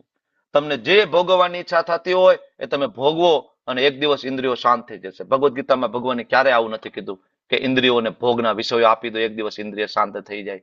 ઉપનિષદની અંદર ઇન્દ્રિયોની તૃષ્ણાને તળિયા વગરના લોટા સાથે સરખાવવામાં આવી છે. તળિયા વગરના લોટામાં આખો સમુદ્ર પાસ થઈ જાય તો પણ લોટો ના ભરાય. એમ આપણી ઈચ્છાઓ કોઈ દિવસ પૂર્ણ ના થાય. નેવર. અલ્ટોમાંથી ક્રેટા લેશો, ક્રેટામાંથી BMW લેશો, BMW માંથી એક દિવસ રોલ્સ રોયસ લેશો, પછી પ્રાઇવેટ જેટ લેશો. સાચો નહીં તમે. ઈચ્છાઓ કોઈ દિવસ પૂરી થતી નથી. એટલે ઇમ્પોસિબલ. જે લોકો આવું કહેતા હોય ને કે ઈચ્છાઓને સંતોષ કરો, ઈચ્છાઓને રોકવી ના જોઈએ, આવો એક આખો મોટો વર્ગ છે આજે સમાજની અંદર. અને લોકો એમાં સંન્યાસની દીક્ષાઓ છે પાછી. એમાં એ લોકો સંન્યાસ પણ આપે અને સંન્યાસ કરીને પાછા ભોગ કરવાનો. એટલે લોકોને આવું જોતું હોય. જો ઇફ યુ વોન્ટ ટુ, બરાબર, તમારે જો છેતરાવું હોય, તમારે ચીટ થવું હોય તો પ્રભુપાદ કહે છે કે ભાઈ તમારે ચીટ થવું હોય તો તમારી પાસે ચીટર અવેલેબલ છે. તમને ચીટ કરવા વાળા લોકો છે. તમે જેવું માગશો એવું મળશે. તમે કે ભોગ કરવો છે સાથે ભક્તિ, તો લોકો લઈને આવશે. હા, ગાંજા ફૂંકતા હોય, ચલમ ફૂંકતા હોય અને કહેશે કે ભાઈ અમે સંત છીએ. શાસ્ત્રમાં તો નિષેધ આપ્યો છે ભાઈ. ઇન્દ્રિયો ઉપર સંપૂર્ણ કંટ્રોલની વાત અહીં તો ભગવાન કરી રહ્યા છે. તો જે મનુષ્ય ઇન્દ્રિય તૃપ્તિની સમસ્ત ઈચ્છાઓનો ત્યાગ કરે, નિસ્પૃહ, કોઈ પણ પ્રકારની ઈચ્છા ના હોય, સ્વામિત્વના ભાવનો ત્યાગ, ભાઈ હું સ્વામી નથી, સ્વામી મારા કૃષ્ણ છે, આવો ત્યાગ, ત્યારે વ્યક્તિ અને મિથ્યા અહંકારથી મુક્ત થઈ જાય. હું આ શરીર નથી, હું ડોક્ટર નથી, હું એન્જિનિયર નથી, હું વકીલ નથી. આ અહંકાર છે, આ ઉપાધિ છે, આમાંથી નીકળી જાય તો વ્યક્તિ વાસ્તવિક શાંતિને પ્રાપ્ત કરે. શ્રી પ્રભુપાદજીના ડિસાઇપલ છે, હાઈલી ક્વોલિફાઈડ, હાઈલી એજ્યુકેટેડ. વૃંદાવનની અંદર કૃષ્ણ બલરામ ટેમ્પલના રોજ જે ભોગની સેવા છે એ આ પ્રભુજી પાસે હતી. એવરી ડે, જીવન પર્યંત એમને આ સેવા કરી. ઇસ્કોનની અંદર એવા લોકો છે જે હાઈલી ક્વોલિફાઈડ હોય. આલ્ફ્રેડ ફોર્ડ, અમરીશ પ્રભુ, હિઝ ગ્રેસ અમરીશ પ્રભુ, ફોર્ડ કંપનીના માલિક છે, તો એને ભક્તિ કરવાનો ટાઈમ મળી જાય છે. અને તમે ને હું નાની એવી કંપનીમાં નોકરી કરતા હોય ને આપણને નથી ટાઈમ મળતો ભક્તિ કરવાનો. એટલે ભગવાન છેલ્લે કહે છે કે આ આધ્યાત્મિક તથા ઈશ્વરમય જીવનનો માર્ગ છે. અત્યાર સુધી જે ચર્ચા થઈ શેનો માર્ગ છે? સ્પિરિચ્યુઅલ પ્લેટફોર્મ છે. ભગવાન પાસે જવાનો આ રસ્તો છે, જેને પામ્યા પછી મનુષ્ય મોહવશ નહીં થાય. અને જો મનુષ્ય મરણ સમયે પણ આવી સ્થિતિમાં રહેશે, આખી જિંદગી પ્રેક્ટિસ કરશો ત્યારે મરણ સમયે આ સ્થિતિ પ્રાપ્ત થાય. Don't take risk. તાત્કાલિક નહીં થાય. છેલ્લે યાદ આવશે, દીકરો યાદ આવશે, પત્ની યાદ આવશે, દીકરાઓ યાદ આવશે, મા બાપ યાદ આવશે, રૂપિયા યાદ આવશે, પૈસા યાદ આવશે, બધું યાદ આવશે. જે યાદ આવશે ત્યાં ગતિ થઈ જશે.